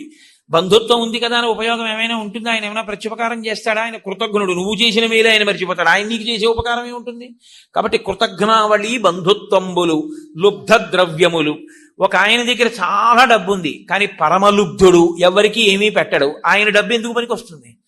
భస్మ హవ్యములు, యజ్ఞం అంతా అయిపోయింది, అక్కడ బూది మాత్రమే మిగిలి ఉంది. ఇప్పుడు ఓం నమో నారాయణాయ స్వాహ అంటూ అందులో ఒక ఆయన పట్టుకెళ్ళి నెయ్యి పోశాడు, ఉపయోగం ఏమిటి? భస్మ హవ్యములు క్రోడ సద్గంధంబుల్, పంది దగ్గరికి వెళ్ళి పన్నీరు పూశారనుకోండి, ఏమైనా సంతోషం ఉంటుందా? దానివల్ల ఉపయోగం ఉంటుందా? నాన్నగారు ఇవన్నీ ఎలా ఉంటాయో అలా రాజరికం ఉన్నా, పదవి ఉన్నా, సింహాసనం ఉన్నా, ఐశ్వర్యం ఉన్నా, ఎన్ని గొప్పలుంటాయని మీరు అనుకుంటున్నారో అవన్నీ ఉన్నా కూడా హరిభక్తి వర్జితుల వృధారిక్త సంసారముల్, హరిభక్తిని విడిచిపెట్టినటువంటి వాడి బతుకు ఇదిగో పైన చెప్పినటువంటి ఉపమానాలు ఎలా ఉంటాయో అలా ఉంటాయి నాన్నగారు అన్నాడు. అని ఊరుకోకుండా అన్నాడు, అసలు మనిషి జీవితానికి ఐశ్వర్యము అన్న మాటకు అర్థం, ఈశ్వరుడు ఈ శరీరాన్ని ఇచ్చి జ్ఞానేంద్రియాలు కర్మేంద్రియాలు ఇచ్చిన దానికి పరమార్థం ఏమిటో తెలుసా నాన్నగారు? కమలాక్షునర్చించు కరములు కరములు శ్రీనాథు వర్ణించు జిహ్వ జిహ్వ, సురరక్షకుని చూచు చుట్కులు చుట్కులు శేషసాయికి మ్రొక్కు శిరము శిరము, విష్ణును ఆకర్ణించు వీనులు వీనులు మధువైరి దవిలిన మనము మనము, భగవంతు వలగును పదములు పదములు పురుషోత్తముని మీది బుద్ధి బుద్ధి, దేవదేవుని చింతించు దినము దినము, చక్రహస్తుని ప్రకటించు చదువు చదువు, కుంభినీదవు చెప్పెరిడి గురుడు గురుడు, తండ్రి హరిజేరుమని ఎడి తండ్రి తండ్రి అన్నాడు. ఎంత ఈ పద్యం ఆంధ్రదేశంలో చాలా ప్రఖ్యాతి వహించినటువంటి పద్యాలు ఇవన్నీ. కమలాక్షునర్చించు కరములు కరములు, భగవంతుణ్ణి ప్రతిరోజు ప్రీతితో ఒక్క తులసి దళమైన సంతోషంతో ఆయన పాదముల మీద సమర్పించేటటువంటి చేతులు ఏమున్నాయో అవి నిజమైన చేతులు. కమలాక్షునర్చించు కరములు కరములు శ్రీనాథు వర్ణించు జిహ్వ జిహ్వ, లక్ష్మీనాథుడైనటువంటి ఆ శ్రీమన్నారాయణుణ్ణి స్తోత్రం చేసినటువంటి నోరేదో అది నోరు. శ్రీనాథు వర్ణించు జిహ్వ జిహ్వ, సురరక్షకుని చూచు చుట్కులు చుట్కులు, ఆ మహానుభావుడు దేవతల్ని రక్షించేవాడు, ధర్మాన్ని నిలబెట్టేటటువంటి ఆ పరమాత్మ యొక్క స్వరూపాన్ని ఆపాదమస్తకం చూసి పొంగిపోయేటటువంటి వాడెవడున్నాడో వాడికి కన్నులున్నందుకు ధన్యత. శేషసాయికి మృక్కు శిరము శిరము, ఆ శేషశైనం మీద పడుకునేటటువంటి శ్రీ మహావిష్ణువు యొక్క పాదములకు నమస్కరించేటటువంటి శిరస్సు ఏది ఉందో అదే నిజమైన తలకాయ. వంగిన తలకాయ తలకాయ తప్ప ఇలా నిటారుగా నిలబడిన తలకాయ తలకాయ కాదు నాన్న. శేషసాయికి మృక్కు శిరము శిరము, విష్ణును ఆకర్ణించు వీనులు వీనులు, భగవంతుడి గురించి విన్న చెవులేవున్నాయో అవి నిజమైన చెవులు. విష్ణును ఆకర్ణించు వీనులు వీనులు, మధువైరిద విలిన మనము మనము, మధువైరి మధువుకి శత్రువైనటువంటి ఆ శ్రీమన్నారాయణుని లోపల స్మరించేటటువంటి మనసేదుందో అదే నిజమైన మనస్సు. కాబట్టి మధువైరి దవిలిన మనము భగవంతు వలగొను పదములు పదములు, భగవంతుడి దర్శనం చేద్దాం ప్రదక్షిణం చేద్దామని తిరిగేటటువంటి కాళ్ళు ఏమున్నాయో అవే నిజమైన కాళ్ళు. భగవంతు వలగొను పదములు పదములు పురుషోత్తముని మీది బుద్ధి బుద్ధి, పురుషోత్తముడైనటువంటి ఆ శ్రీమన్నారాయణుడి గురించి ఆలోచించేటటువంటి బుద్ధి ఏదుందో దానికే బుద్ధి అని పేరు. కాబట్టి నాన్నగారండి, దేవదేవుని చింతించు దినము దినము, ఒక రోజు అని జీవితంలో దేన్ని పిలుస్తారంటే భగవంతుడి గురించి ఒక్క 2 నిమిషాలైనా ఆలోచించి జీవితాన్ని గడిపినటువంటి రోజు ఏదైనా ఉంటే అదే రోజు, లేకపోతే అది ఆయుక్షయం అంతే, దానివల్ల ఉపయోగం ఉండదు. కాబట్టి దేవదేవుని చింతించు దినము దినము, చక్రహస్తుని ప్రకటించు చదువు చదువు. చక్రం పట్టుకున్నటువంటి ఆ స్వామి గురించి చెప్పిన చదువేదో అది చదువు. చక్రహస్తుని ప్రకటించు చదువు చదువు, కుంభినీదవు చెప్పెడి గురుడు గురుడు. ఆ భగవంతుడి గురించి చెప్పినటువంటి వాడెవరో ఆయన గురువు. తండ్రి హరిజేరుమనియడి తండ్రి తండ్రి. ఒరే నువ్వు భగవంతుణ్ణి చేరుకోరా అని విష్ణు భక్తి నేర్పిన వాడు ఉంటాడే, వాణ్ణి తండ్రి అని పిలుస్తారు నాన్నగారండి అన్నాడు. ఎలా ఉంటుందండి హిరణ్యకశిపుడికి? కంజాక్షునకుగాని కాయంబు కాయమే పవన గుంభిత చర్మ భస్త్రిగాక, వైకుంఠు పొగడని వక్త్రంబు వక్త్రమే ఢమఢమద్దనితోడి ఢక్కగాగా, కమలేషు చూడని కన్నులు కన్నులే తనుకుడ్యజాల రంధ్రములుగాక, చక్రి చింతలేని జన్మంబు జన్మమే తరళ సలిల నుద్బుదంబుగాక, విష్ణుభక్తి లేని విభుదుండు విభుదుడే పాదయుగము తోడి పశువుగాక అన్నాడు. నాన్నగారండి, ఈశ్వరుడి గురించి ఆలోచించకుండా ఉన్నటువంటి జన్మ కంజాక్షునకుగాని కాయంబు కాయమే పవన గుంభిత చర్మ భస్త్రికాక. భగవంతుని యొక్క సేవకి పనికిరానటువంటి ఈ శరీరం ఒక శరీరమా?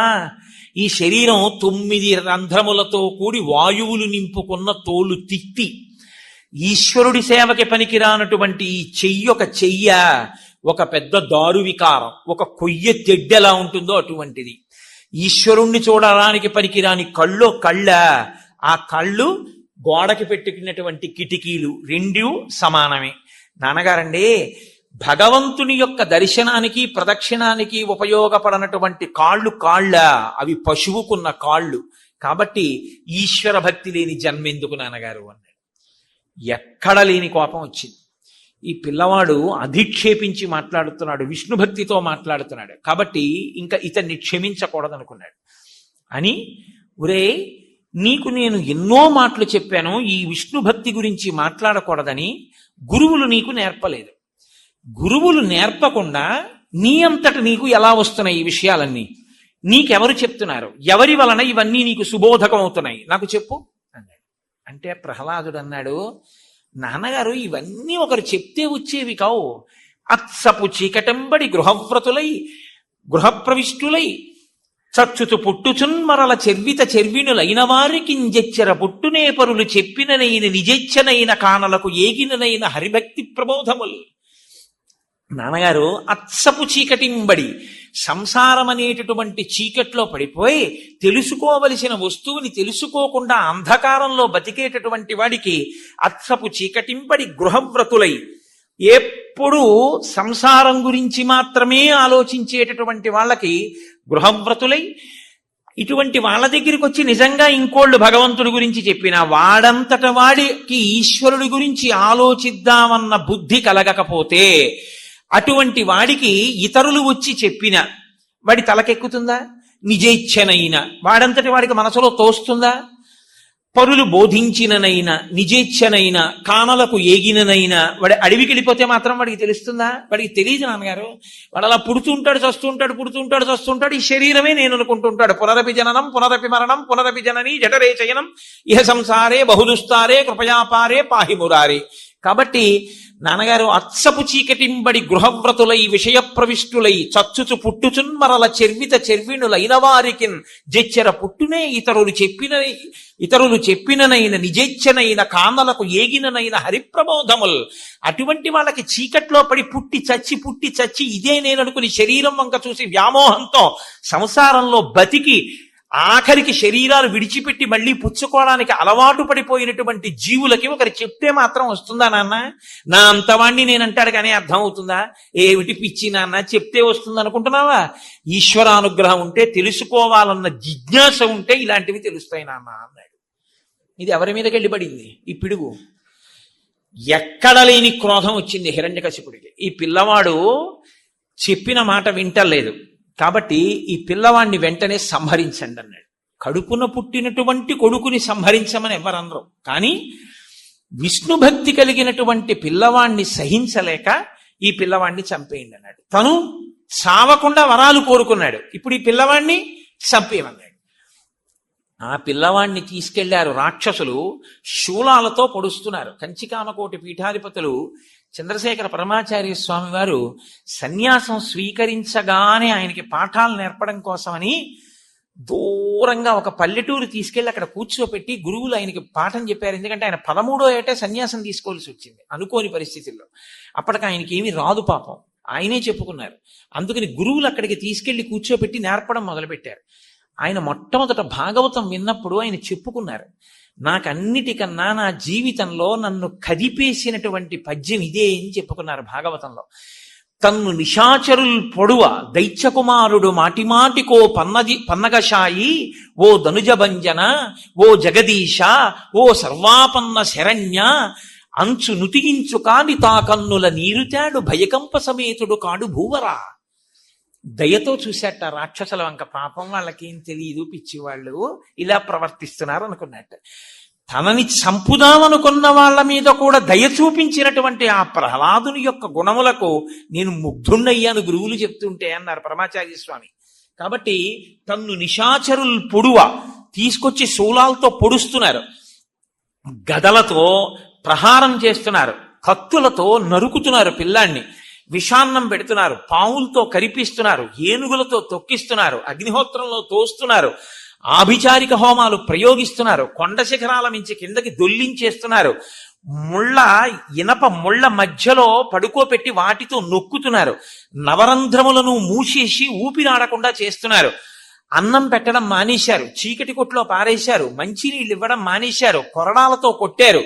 ఇన్ని చేస్తున్నా ఆయన మాత్రం తన ఎదురుగుండా తనని బాధించడానికి వచ్చినటువంటి వాళ్ళల్లో, వాళ్ళు పొడుస్తున్న శూలంలో, ఆయన మీద ఎత్తిన కత్తిలో అంతటా విష్ణువునే చూసి తన్ను నిశాచరుల్ పొడువ దైత్యకుమారుడు మాటిమాటికోపన్నగశాయి, ఓ ధనుజభంజన, ఓ జగదీశ, ఓ సర్వాపన్న శరణ్య, అంచు నుతియించు కాని తా కన్నుల నీరుతాడు భయకంప సమేతుడు కాడు భూవరా. కనీసం ఇలా చెయ్యడ్డెట్టుకోడు. కత్తిలో విష్ణువే, గదలో విష్ణువే, పావులో విష్ణువే, ఆఖరికి తనని శిఖరం నుంచి కిందకి తోసేస్తుంటే శిఖరం విష్ణువే, ఆ కింద పడిపోతున్నప్పుడు ఆకాశం విష్ణువే, భూమి విష్ణువే, గద విష్ణువే, తనని కొడుతున్నటువంటి కొరడా విష్ణువే, కొడుతున్నవాడు విష్ణువే, అంతటా బ్రహ్మమునే చూసి ఓ నా స్వామి ఇన్నిగా కనపడుతున్నారని రమించిపోయి బ్రహ్మజ్ఞానవేత్త అయి ఆనందపడిపోతూ చూశారు. ఓ మాట అంటుంటారు, ద్వంద్వం అనేటటువంటి మాట లేకుండా, రెండన్నటువంటి మాట లేకుండా, తనకి సుఖము దుఃఖము, తనకి అనుకూలంగా ఉన్నవాడు విరోధంగా ఉన్నవాడు, ఈ రెండు భావనలు మర్చిపోయి వృషద్విచిత్ర తల్పయో భుజంగముక్తిక స్రజో గరిష్టరత్నలోష్టయో తురుద్దిపక్షపక్షయో తృణారవింద చిక్షుషో ప్రజామహీ మహేంద్రయో సమప్రవర్తయన్మన కదా సదాశివం భజే అన్నట్లుగాను సమమైనటువంటి ప్రవర్తనతో అంతటా శ్రీమన్నారాయణుణ్ణి చూసి ఎవరైనా శూలం పెట్టి ఇలా పొడుస్తుంటే చెయ్యడ్డెట్టుకుంటారు. కనీసం చెయ్యి కూడా అడ్డు పెట్టుకోకుండా ఓ శ్రీమన్నారాయణుడు నా గుండెల్లోకి వస్తున్నాడని నిలబడిపోతే, శూలాలు పెట్టి పొడిచారు చావడం, గదలు పెట్టి కొట్టారు చావడం, విషాన్నం పెట్టారు జీర్ణమైపోతోంది, అగ్నిహోత్రంలో పడేశారు కాలడం, నీటిలో తోసేశారు తడబడం, నవరంధ్రములు మూసేశారు మరణించడు, ఉక్కిరి బిక్కిరి కాడు. అసలు హిరణ్యకశిపుడికి పిల్లాడు ఎలా చచ్చిపోతాడని బెంగట్టుకుంది. తాను చచ్చిపోకూడదని తపస్సు చేశాడు, ఈ పిల్లవాడు ఎలా చచ్చిపోతాడని బెంగపెట్టుకున్నాడు. అంటే ఆయన ఎంత విష్ణు భక్తి తత్పరుడై, అంటే ఇప్పుడు అన్నిటినీ ఎవరు పుచ్చుకుంటున్నట్టు? ఇవన్నీ విష్ణువే పుచ్చుకుంటున్నారు. ఆయనకి విష్ణువుగానే లోకం కనిపిస్తోంది, ఇంకొకటి లేదు ఆయనకి. ఈ స్థితిలో గురువులు జోక్యం చేసుకుని ఇంత హింస పెడుతున్నాడు ఈ పిల్లవాడినని, మేము తీసుకెళ్లి మళ్ళీ పిల్లవాడికి కామశాస్త్రం, వివాహం అయిపోయినటువంటి వారికి నేర్పవలసినటువంటి ధర్మాలు నేర్పుతాం, కాబట్టి మెల్లిగా ఈ పిల్లవాడికి వివాహం చేస్తే ఏమైనా దారిలో పడతాడేమో చూస్తామని తీసుకెళ్లి పాఠాలు చెప్పడం మొదలుపెట్టారు. గురువులు వాళ్ళకి కూడా ఏదో సొంత పని, ఒక వ్యవహారం ఉంటాయి కదండి. గురువులు ఎప్పుడైనా అటు వెళ్ళగా చూసి ప్రహ్లాదుడు ఒక రోజున రాక్షస పిల్లలందరినీ పిలిచి కూర్చోబెట్టాడు. కూర్చోబెట్టి వాళ్ళందరికీ ఆయన బోధ మొదలెట్టాడు. రే నాయనా, మీ జన్మ పాడైపోతోందిరా, గురువుగారు చెప్పినటువంటి పాఠాలు మీరు వింటున్నారు, కానీ ఆయన దగ్గర ఉన్న గొప్ప గుణం ఏమిటో తెలుసా అండి? గురువు గారు పాఠం చెప్తుంటే గురువు గారిని మాత్రం మీరు ఇలాంటివి చెప్పకూడదు అనేవాడు కాదు. ఆయన ఇప్పుడు అనేవాడు కాదు. ఏ పగిది వారు చెప్పిన ఆపగిదిన్ చదువు కాని ఇట్టిట్టని ఆక్షేపింపడు తానన్ని నిరూపించిన విద్యలనుచు మహామనీషన్ అన్నారు పోతన గారు. నిరూఢ మహామనీషన్. ఆయన గురువు గారు చెప్పకూడని పాఠం చెప్తున్నా, ధర్మ వ్యతిరేకమైన బోధ చేస్తున్నా, హిరణ్యకశిపుడే సర్వస్వం, అసలు భగవంతుణ్ణి కొలవకూడదు అని చెప్తున్నా. ఏ పగిది వారు చెప్పినా ఆ పగిదిని చదువు కాని వాళ్ళు ఎలా చెప్తున్నారో అలాగే చదివేవాడంతే. గురువు గారిని మనం అధిక్షేపించకూడదు. కాబట్టి గురువుల్ని మాత్రం ఎప్పుడు అధిక్షేపించేవాడు కాదు. ఇప్పుడు ఈ పిల్లలందరినీ కూర్చోపెట్టుకుని చెప్పడం మొదలుపెట్టాడు. ఒరే నాయన, జీవితం అంటే ఏమిటో తెలుసా? 100 సంవత్సరములు ఉంటుంది. 100 సంవత్సరములలో ప్రతి మనిషి కూడా 12 గంటలు పగలు ఉంటే 12 గంటలు రాత్రి ఉంటుంది. కాబట్టి జీవితంలో సగభాగం ప్రతివాడు నిద్రపోతాడు. కాబట్టి 50 సంవత్సరాలు నిద్రకి వెళ్ళిపోయాయి. ఇంకా మిగిలినటువంటిది 50 ఏళ్ళు. ఈ 50 ఏళ్లలో అమాయకత్వం, శిశుత్వం, బాల్యం, వీటికి 25 ఏళ్లు పోతుంది. ఇక మిగిలినది 25 ఏళ్లు. ఈ 25 ఏళ్లే మనిషి దారుఢ్యంతో ఉంటాడు. ఒంట్లో ఓపిక ఉంటుంది. కానీ ఈ ఓపిక ఉన్న సమయాన్ని భగవంతుణ్ణి అధిక్షేపించడానికి, ధర్మశాస్త్రాల్ని వ్యతిరేకించడానికి, ఈశ్వరుడు పెట్టినటువంటి నియతితో కూడిన వేదాన్ని అతిక్రమించి ప్రవర్తించడానికి మనం ఉపయోగిస్తే మనం భయంకరమైన స్థితిలోకి వెళ్ళిపోతాం. ఒక్కసారి ఈ ఉపాధి పుచ్చుకుని మనం ఏదైనా విషయం తెలుసుకోవాలి అంటే తెలుసుకోగలిగినటువంటి బుద్ధి ప్రకాశించేటటువంటి శరీరంలోకి రావాలి అంటే అంత తేలిక కాదు. ఈ పుట్టడం కూడా అంత తేలిగ్గా పుట్టేటటువంటి విషయం కాదు. ఎంత కష్టపడిన తరువాత ఈ శరీరం వస్తుందో తెలుసా? 9 నెలలు కటిక చీకట్లో అమ్మ కడుపులో అలా పడుకుని ఉండాలి. 9 మాసంబులు తల్లి గర్భమున నానారోతలంచిక్కి నాకు అవకాశం విషుమంతలేక పడితిన్ కష్టముల్ భీతితో 9 మాసంబు ఘటిల్లే చాలునిక ఆ గర్భవాసము నివసింపున్ పని తీర్చి కావుమికనన్ నీ సత్కృపం శంకర.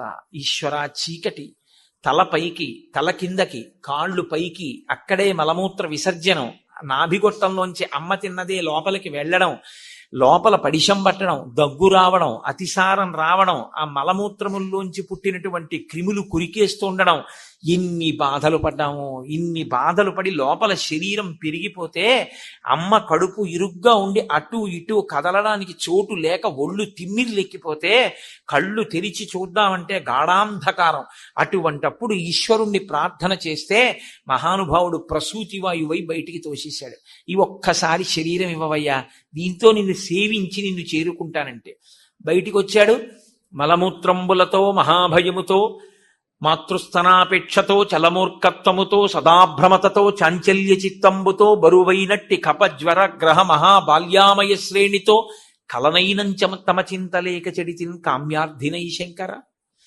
పుట్టిన తరువాత మళ్ళీ మలమూత్రంబులతో అమ్మ ఓ పక్కేసి అక్కడ పడుకోబెడుతుంది. అక్కడే మల విసర్జన చేస్తాడు, అక్కడే మూత్ర విసర్జన చేస్తాడు. ఆ మలమూత్రాల్లోనే ఆడుకుంటాడు, దాన్నే పట్టుకుంటాడు, దాన్నే నలుపుతాడు, దాన్నే నోట్లో పెట్టేసుకుంటాడు. మలమూత్రంబులతో మహాభయముతో చిన్న చప్పుడైతే ఉలిక్కి పడిపోతాడు. మాతృస్తనాపేక్షతో ఎప్పుడు అమ్మ స్తన్యాన్ని తాగుదామనేటటువంటి ధోరణిలో ఉంటాడు. చల మూర్ఖత్వముతో, మూర్ఖత్వంతో ఏదైనా ఇవ్వకపోతే చాలు ఏడుస్తాడు. సదాభ్రమతతో చాంచల్య చిత్తంబుతో బరువైనట్టి కపజ్వర గ్రహ మహాబాల్యామయ శ్రేణితో. తను పాలు ఎక్కువ ఇచ్చేసింది అమ్మ. తాగేసిన పాలు త్రేణు పోస్తే ఆ పాలు ఇలా నోటి వెంట కారి ఊయలలో పడుకున్నప్పుడు చెవిలోకి వెళ్ళాయి. చెవిలోకి వెళ్ళినటువంటి పాలధార వెంట వెళ్ళినటువంటి చీమ ఆ పాల కోసం చెవిలోకి వెళ్ళింది. వెళ్ళి చీమ చెవిలో కరిచేస్తోంది. చీమ చెవిలో కరిచిందని చెప్పుకోలేడు, ఏడుస్తుంటాడు. అమ్మ అనుకుంటుంది ఆకలేస్తోందేమో అని మళ్ళీ పాలిస్తూ ఉంటుంది. అప్పటికే కడుపు నిండిపోయింది, పాలు తాగలేడు. చెవిలో చీమ కరుస్తోందమ్మా అని చెప్పలేడు. ఈ చెయ్యి తీసి చెవి మీద వేసుకోలేడు. జ్వరంగా ఉంటుంది, అమ్మ నాకు జ్వరం అని చెప్పలేడు. ఒంట్లో పడిశం పట్టేస్తుంది, ముక్కు కారిపోతూ ఉంటుంది, ఒళ్ళంతా నొప్పులుగా ఉంటుంది, అమ్మ నాకు ఒళ్ళు నొప్పులుగా ఉందమ్మా అని చెప్పలేడు. బరువైనట్టి కప జ్వర గ్రహ మహాబాల్యామయ శ్రేణితో కలనైనంచి తమ చింతలేక చెడితిన్ కామ్యార్థినై శంకర. ఆ బాల్యం అంతా అలా గడిచిపోయింది. బాలక్రీడలు సల్పుచున్ బడులలో పాఠంబు వల్లించుచున్ బాలోద్యానక బోధనాది విధమున్ బాగొప్పనాలించుచున్ లీలానాటక సూత్రకేల మిగతా ప్రార్థించుచున్ గుచ్చితిన్. ఆ చిన్నతనం వచ్చింది అంటే ఎప్పుడూ ఆ ఉద్యానవనాల్లో ఆడుకుంటూ ఆ తరగతి గదుల్లో ఉపాధ్యాయులు చెప్పినటువంటి పాఠాలు వింటూ అలా కాలం గడిపేశాడు. గడిపేసిన తర్వాత ఏమైంది? అప్పుడు బాలప్రాయము నీదు చింతనుగన్ ప్రారంధమా శంకర. ఆ బాలప్రాయంలో ఈశ్వరుణ్ణి ఎప్పుడూ అసలు తెలుసుకునేటటువంటి అవకాశం లేకుండా పోయింది. యవ్వనం వచ్చింది. యవ్వనమంకురించగనమది అన్యుల నెట్టులను ఆశ్రయించుటో జీవికి విత్తమే భువిని శాశ్వతమంచు అదిట్లు కూర్చుటో పరమ పావనులంచు పరిపాలకులను నుతియించుటెట్టులో ఎయ్యది ఏది దారి అని ఎంచుచుబుచ్చితి నయ్యశంకర. యవ్వనం వచ్చిన దగ్గర నుంచి 4 రూపాయలు ఒంట్లో ఓపికండగా సంపాదించుకోవాలని అధికారులని స్తోత్రం చేయడంతోనే కాలమంతా గడిచిపోయింది. బాలస్తావత్ క్రీడాసక్త తరుణస్తావత్ తరుణీసక్త వృద్ధస్తావత్ చింతాసక్త పరసే బ్రహ్మణి కోపినసక్త. ఇంకా ఈశ్వరుడి గురించి ఆలోచించడానికి సమయం ఏది? సరే, వెళ్ళిపోయే కాలం వచ్చేసింది. కాయము వీడి జీవుడతి కంపిత చిత్తతనేగుచుండవో నాయనయంచు ఎచ్చు నిజనందన నందినులైన గాని కందోయిని భస్మముల్ తొలుత దుఃఖమహంబురి సొచ్చుపత్నియున్ కాయము వీడి రారు కదా చేసిన పుణ్యము కర్మము తప్ప శంకర. శరీరాన్ని విడిచిపెట్టి అతి కష్టం మీద జీవుడు అతి కష్టంతో విడి బాధతో బయటికి వెళ్ళిపోతుంటే ఆ శరీరం మీద పడి భార్య ఏడుస్తుంది, పిల్లలు ఏడుస్తారు తప్ప కాయము వీడి జీవుడతి కంపిత చిత్తత నీగుచుండ ఓ నాయనయంచు ఎచ్చు నిజనందన నిందినులైన కాని కడుపున పుట్టిన కూతుళ్ళు కొడుకులు ఏడుస్తారు. కందోయిని భాష్పముల్ తొలుత దుఃఖమహంబుని సొచ్చు పత్నియున్ కళ్ళ వెంట ధారలు కారిపోతూ భార్య ఏడుస్తూ అక్కడ నిలబడుతుంది. వీళ్ళందరూ భార్య ఇంటి వీధి గుమ్మం వరకు, కూతురు రోడ్డు వరకు, కొడుకు శ్మశాన వాటిక వరకు. నీతో వచ్చేవాడెవరు? కాయము వీడి రారు కదా. వాళ్ళు వాళ్ళ శరీరాలను విడిచిపెట్టి నీతో రారుగా.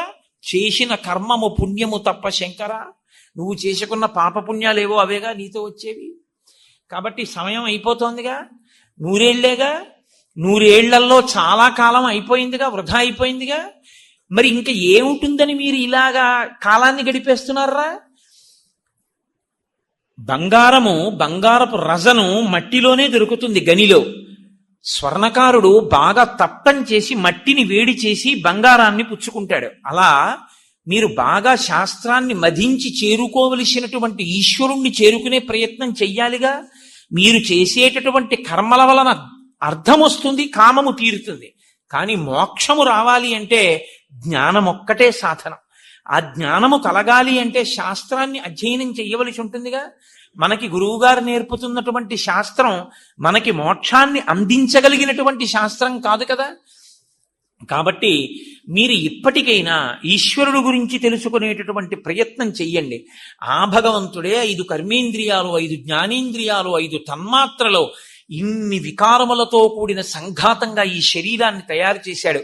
ఋతువంతమైనటువంటి ఈ శరీరంలో ఉండి దీన్ని సాధనంగా వాడుకుని ఇది పడిపోయే లోపల మళ్ళీ ఇలాంటి శరీరంలోకి రావలసిన అవసరం లేని స్థితిని పొంది పునరావృత్తి రహిత శాశ్వత శివ సాయుధ్య స్థితి కొరకు నారాయణని యందు ప్రవేశించాలి తప్ప మనం ఇటువంటి చదువులు చదువుకుని ఇలా జీవితాన్ని వృధా చేసుకుని రాక్షస కార్యక్రమాల్లో తిరిగితే దాని వలన మనం పొందేటటువంటి లబ్ధి ఏముంటుంది? మళ్ళీ తిరిగి హీనోపాధుల్లోకి వెళ్ళిపోతాం. అందుకని నా మాట వినండి. భక్తి ఒక్కటే మనిషిని జ్ఞానం వైపుకి తీసుకెళ్లగలిగిన సాధనం. అంతటా నిండి ఉన్నవాడు శ్రీ మహావిష్ణువే. కాబట్టి మనం ఆయన్ని స్తోత్రం చేద్దాం. మనందరం కలిసి ఆయన్ని కీర్తిద్దాం రండి అన్నాడు. పిల్లలందరూ కలిసి భగవన్నామం భగవద్భజన మొదలుపెట్టారు. గురువులు వచ్చి చూశారు. అమ్మ బాబోయ్, వీడికేదో నేర్పుదాం అనుకుంటే మిగిలిన పిల్లలకు కూడా విష్ణు భక్తి నేర్పుతున్నాడని భయపడి ఆ పిల్లవాడిని హిరణ్యకశిపుడి దగ్గర ప్రవేశపెట్టారు. నాయనా, నీ కొడుక్కి మేమేదో పాఠాలు నేర్పగలము అనుకుని ఆశపడ్డాం, కానీ నీ కొడుక్కి మేము పాఠాలు నేర్పడం ఏమో కానీ వాడు మిగిలిన పిల్లల్ని పాడు చేసేస్తున్నాడు. కాబట్టి ఇటువంటి పిల్లవాడు తులసివనంలో గంజాయి మొక్క పుట్టినట్టు పుట్టాడు. నిజానికి ఆయన గంజాయి వనంలో తులసి మొక్క. కాబట్టి ఈ పిల్లవాడిని ఏం చేసుకుంటావో నీ ఇష్టం అన్నారు. ఎక్కడ లేని ఆగ్రహం వచ్చింది. సహజం కదండి, మరి రాదు. ఆయన హిరణ్యకశిపుడు, ఆగ్రహం రాక ఏమొస్తుంది? ఆయన అన్నాడు, అంతటా ఉన్నటువంటి వాణ్ణి నేనే, అందరినీ శాసించేవాణ్ణి నేనే. నువ్వు తెల్లవారి లేస్తే చూస్తున్నావు, వాయువు కూడా నా అనుమతి లేకుండా గట్టిగా వీచడానికి భయపడతాడు. సూర్యుడు నా అనుమతి లేకుండా గట్టిగా ప్రకాశించాడు. దిక్పాలకులందరినీ శాసిస్తున్నాను. విష్ణువు అన్నవాడు అసలు ఎప్పటి నుంచో నేను యుద్ధం చేద్దాము అని చూస్తే కనపడకుండా అదృశ్యం అయిపోయాడు. అటువంటి విష్ణువు ఉన్నాడు ఉన్నాడు అని నువ్వంటున్నావు, లేడు లేడు అని నేనంటున్నాను. నీకు ఎవరి అండ చూసుకుని నువ్వు ఇలా ప్రవర్తిస్తున్నావో నాకు తెలియదు.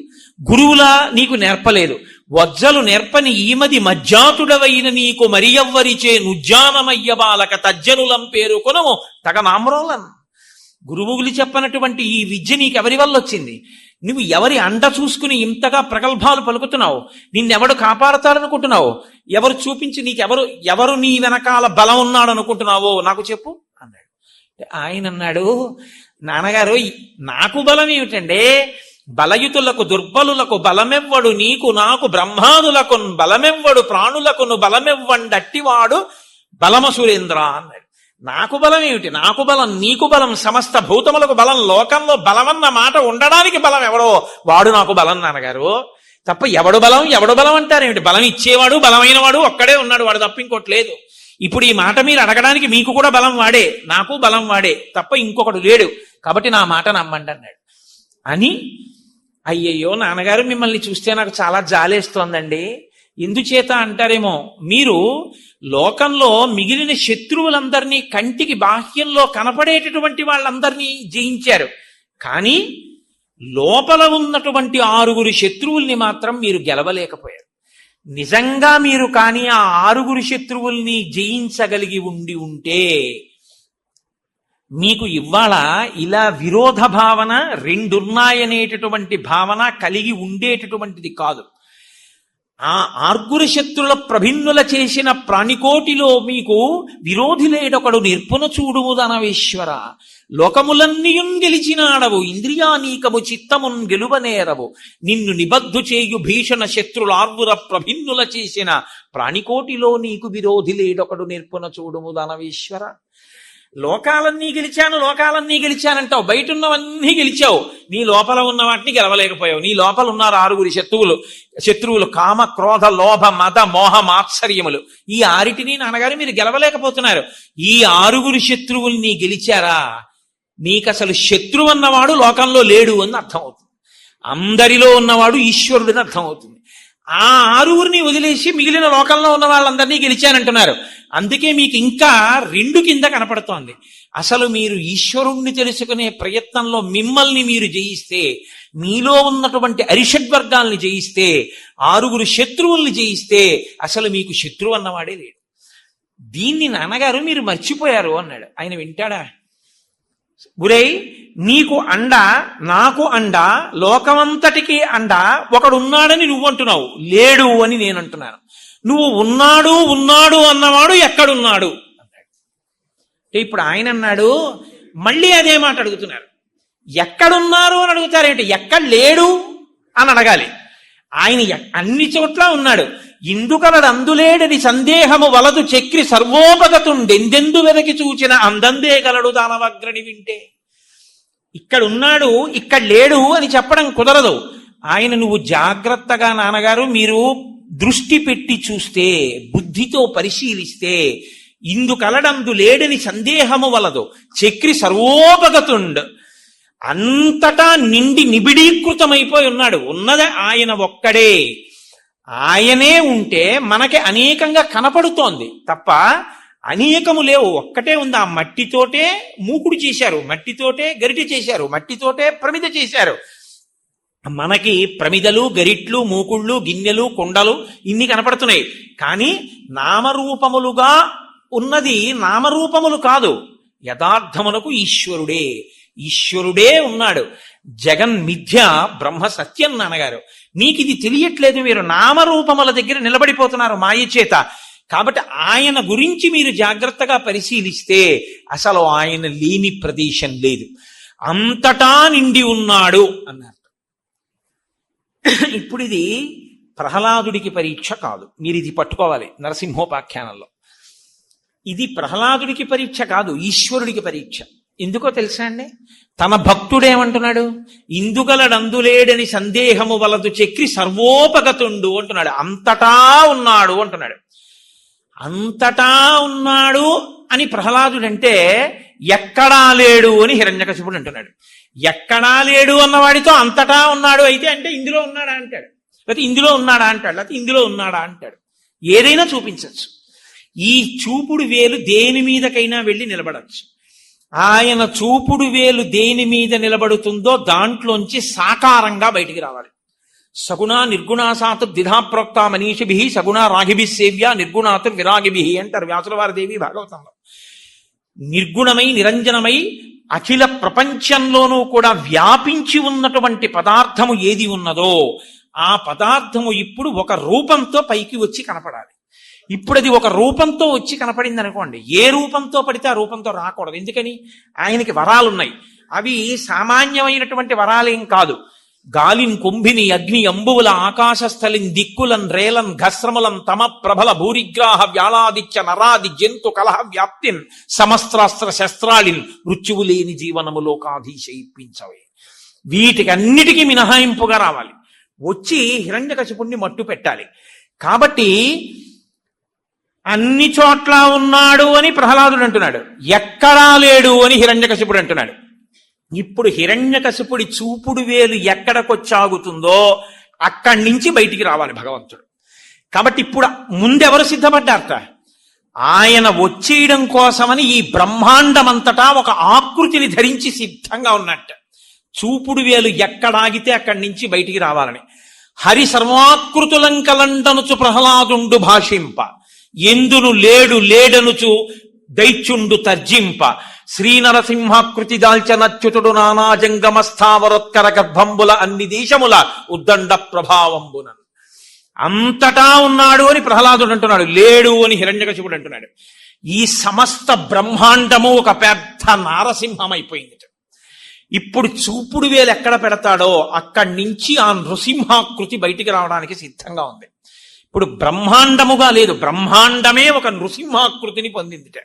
ఇది పోతన గారి యొక్క దర్శనం మహానుభావుడు. కాబట్టి ఎందును లేడు లేడనుచు దైత్యుండు తర్జింప శ్రీనరసింహాకృతి దాల్చనచ్యుతుడు నానా జంగమ స్థావరోత్కర గర్భంబుల అన్ని దేశములను దండ ప్రభావంబునన్.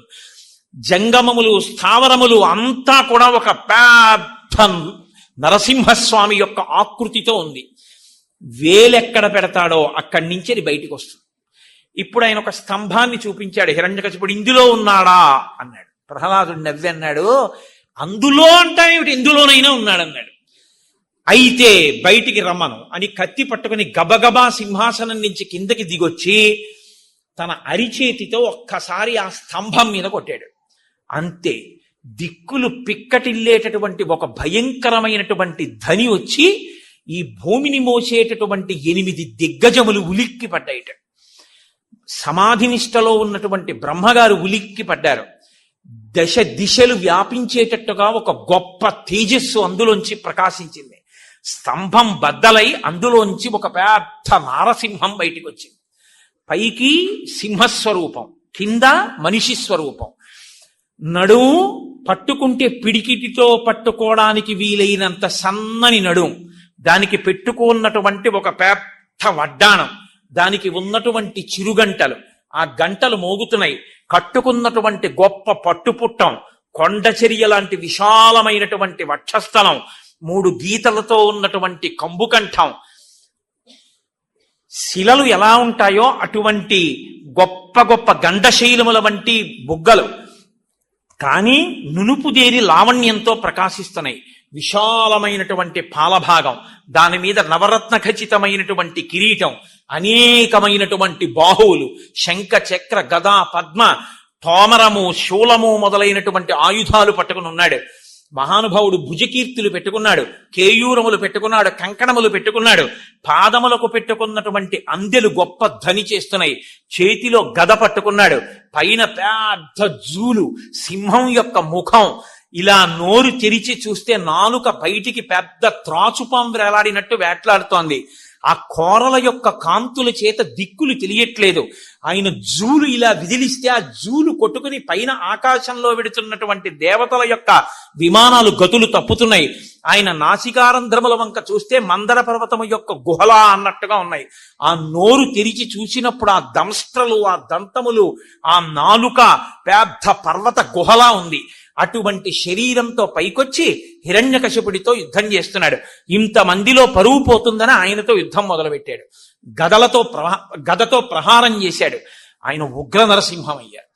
ఎక్కడ లేని కోపం వచ్చింది. వచ్చి పిడికిటితో పట్టుకున్నారు, ఆ పంజాతో పట్టుకున్నారు.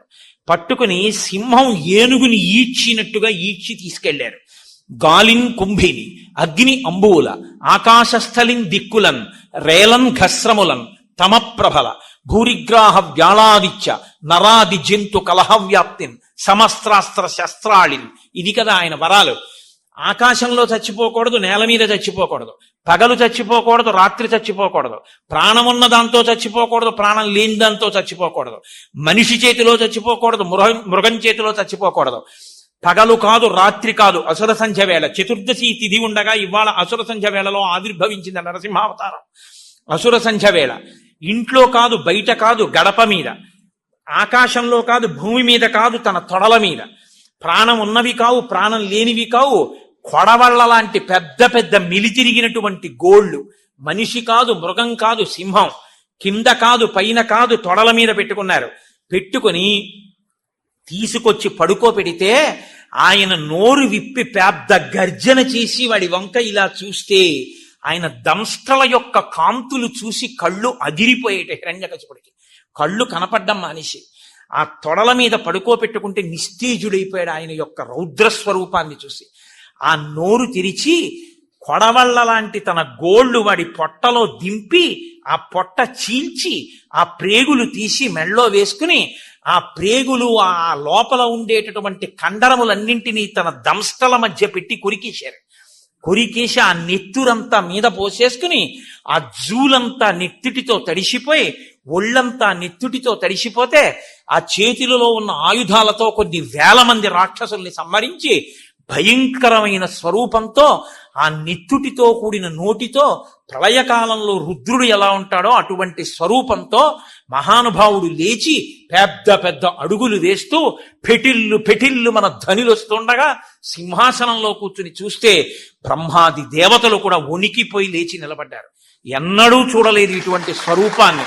ఏమి ఉగ్రనారసింహం! చతుర్ముఖ బ్రహ్మగారు స్తోత్రం చేశారు, రుద్రుడు చేశాడు, యక్ష గంధర్వ కిన్నెర కింపురుష సిద్ధ సాధ్య పితృదేవతలు స్తోత్రం చేశారు.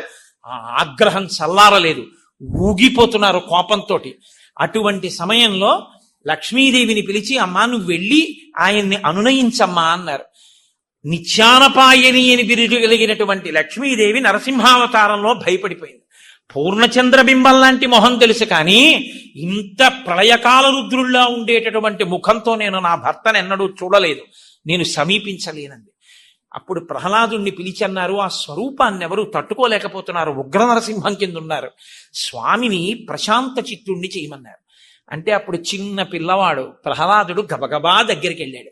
ఆ దగ్గరికి వెళ్ళేటప్పటికీ ఆ భక్తుణ్ణి చూసినటువంటి స్వామి ప్రశాంత చిత్తులై పరమ సంతోషంతో ఒక్కసారి తలమించి చెయ్యి పెట్టి వీపు వరకు నిమిరారు. ఆయన హస్తస్పర్శ తగలగానే ప్రహ్లాదుడికి బ్రహ్మజ్ఞానం ఆవిర్భవించింది. బ్రహ్మజ్ఞానం కలిగి ఆయన అన్నాడు, మహానుభావ, నా జన్మ ఎటువంటిది? దైత్యకులంలో జన్మించాను, ఒక రాక్షసుడు కడుపున పుట్టాను, నిరంతరము నువ్వు లేవని ద్వేషించిన వాడి కొడుకుని. అటువంటి నన్ను ఇంత ప్రేమగా దగ్గరికి పిలిచి తలమించి వీపు నిమిరి నన్ను నీ తొడ మీద కూర్చోపెట్టుకుంటున్నావు. పైకి నువ్వు ఎంత కఠినమైన రూపంతో ఉన్నావో లోపల నువ్వంత వెన్నపూసలా ఉన్నావు. ఈ బ్రహ్మాది దేవతలు నిన్ను చూసి భయపడతారేమో, నేను మాత్రం నిన్ను చూసి భయపడను. ఎందుకో తెలుసా? నీకన్నా భయంకరమైనది ఒకటి నాకు తెలుసు, దాని ముందు నీ రూపం ఎంత అన్నాడు. ఆశ్చర్యపోయారు నరసింహస్వామి. నాకన్నా భయంకరమైనదా? అవును స్వామి, సంసారము నీకన్నా భయంకరమైన రూపం కలిగింది, దాని ముందు ఈ రూపం ఎంత? నాకు భయం లేదు. సంసారం అనే సముద్రంలో పడిపోయిన వాణ్ణి ఉద్ధరించగలిగినటువంటి దయాళువువి నువ్వు. నిన్ను స్తోత్రం చేసిన వాళ్ళని, నీ యందు భక్తి కలిగినటువంటి వాళ్ళని నిరంతరం కాపాడేటటువంటి స్వభావం ఉన్నవాడివి. ఇన్ని అకృత్యములు చేసినా నువ్వు నా తండ్రిని ఇబ్బంది పెట్టకుండా ఇన్నాళ్లకి కడతీర్చావు. స్వామి, నేను నిన్ను కోరుకునే వరం ఒక్కటే, తెలిసో తెలియకో బతికున్నన్నాళ్లు నిన్ను అధిక్షేపించినటువంటి నా తండ్రి హిరణ్యకశిపుడికి ఉత్తమగతుల్ని కల్పించు. ఆయన యొక్క ఆత్మ పరిశుద్ధమైనటువంటి స్థితిని పొందేటట్టుగా నీవు అనుగ్రహించు అన్నారు. ఆయన అన్నారు, ఏనాడు నా తొడల మీద పెడుకోబెట్టుకున్నానో, ఏనాడు అతని చూపులతో నా చూపులు కలిపి చూశానో, ఏనాడు నా గోళ్లతో అతని శరీరాన్ని చీల్చానో, ఏనాడు అతని కంఠనాళాలు కండరములు నవిలేనో, ఏనాడా ప్రేగులు మెళ్ళో వేసుకున్నానో, ఏనాడా రుధిర ధారలతో అభిషేకం నన్ను నేను చేసుకున్నానో, ఆనాడే ఉత్తమగతులు పొందాడు. ఆనాడే అతని పాపాలన్నీ పటాపంచలైపోయాయి. ఇప్పుడు నీ తండ్రికి ప్రేత సంస్కారం చేసి అంత్యేష్టి సంస్కారాన్ని పూర్తి చేయి. నాయనా ప్రహ్లాద, నువ్వంటే నాకు విశేషమైనటువంటి అభిమానం. ఇక్కడ నువ్వు పూర్ణాయుద్ధాయంతో ఈ రాజ్యమును పరిపాలించి తదనంతరము దుర్నిరీక్షమైనటువంటి నా యొక్క సాన్నిధ్యాన్ని నువ్వు పొందుతావు. ఈ నరసింహస్వామి వారి యొక్క ఆఖ్యానాన్ని ఎవరు వింటారో, ఎవరు ప్రసన్న మనస్కులై పరమశాంతమూర్తి అయి లక్ష్మీ సహితుడై ప్రహ్లాదుణ్ణి రక్షించినటువంటి ఆ నరసింహస్వరూపానికి నమస్కారం చేస్తారో, అటువంటి వారికి అపమృత్యు దోషం పోతుంది. ఒకవేళ మృత్యువు తరువుకొస్తున్నా సరే పోతుంది. షట్కాలముల యందు నరసింహస్వామికి దర్శనము, పూజ. అసుర సంధ్య వేళలో శివాలయానికి ఒక్కదానికే దర్శనం, కానీ ఒక్క నరసింహస్వామి మాత్రం ఆ అసుర సంధ్య వేళలో కూడా నరసింహస్వామి దర్శనం చేస్తారు. అంతటి మహానుభావుడు. అప్పటికీ ఇప్పటికీ ఎప్పటికీ ఆ నరసింహస్వామిని తలుచుకుంటే చాలు, ఒక నమస్కారం చేస్తే చాలు, పొంగిపోతాడు. ఉగ్ర నరసింహం అంటారు, ఇప్పుడు ఉగ్ర నరసింహం కాదు, ఆయన శాంతమూర్తి. ఎంత శాంతమూర్తి అంటే 2 చేతులెత్తి ఇలా నమస్కరిస్తే చాలు. అంతటి ఉగ్ర తేజస్సుతో వచ్చినవాడు, అంత శాంతించినవాడు. కాబట్టి గంధాన్ని అనులేపనం చేస్తే ఆయన పొంగిపోతారు. చల్లగా ఉంటుంది కాబట్టి ఆ గంధం తీసి స్వామికి అనులేపనం చేస్తే ఎంతో సంతోషిస్తారట. ఈ రోజు నృసింహ జయంతి.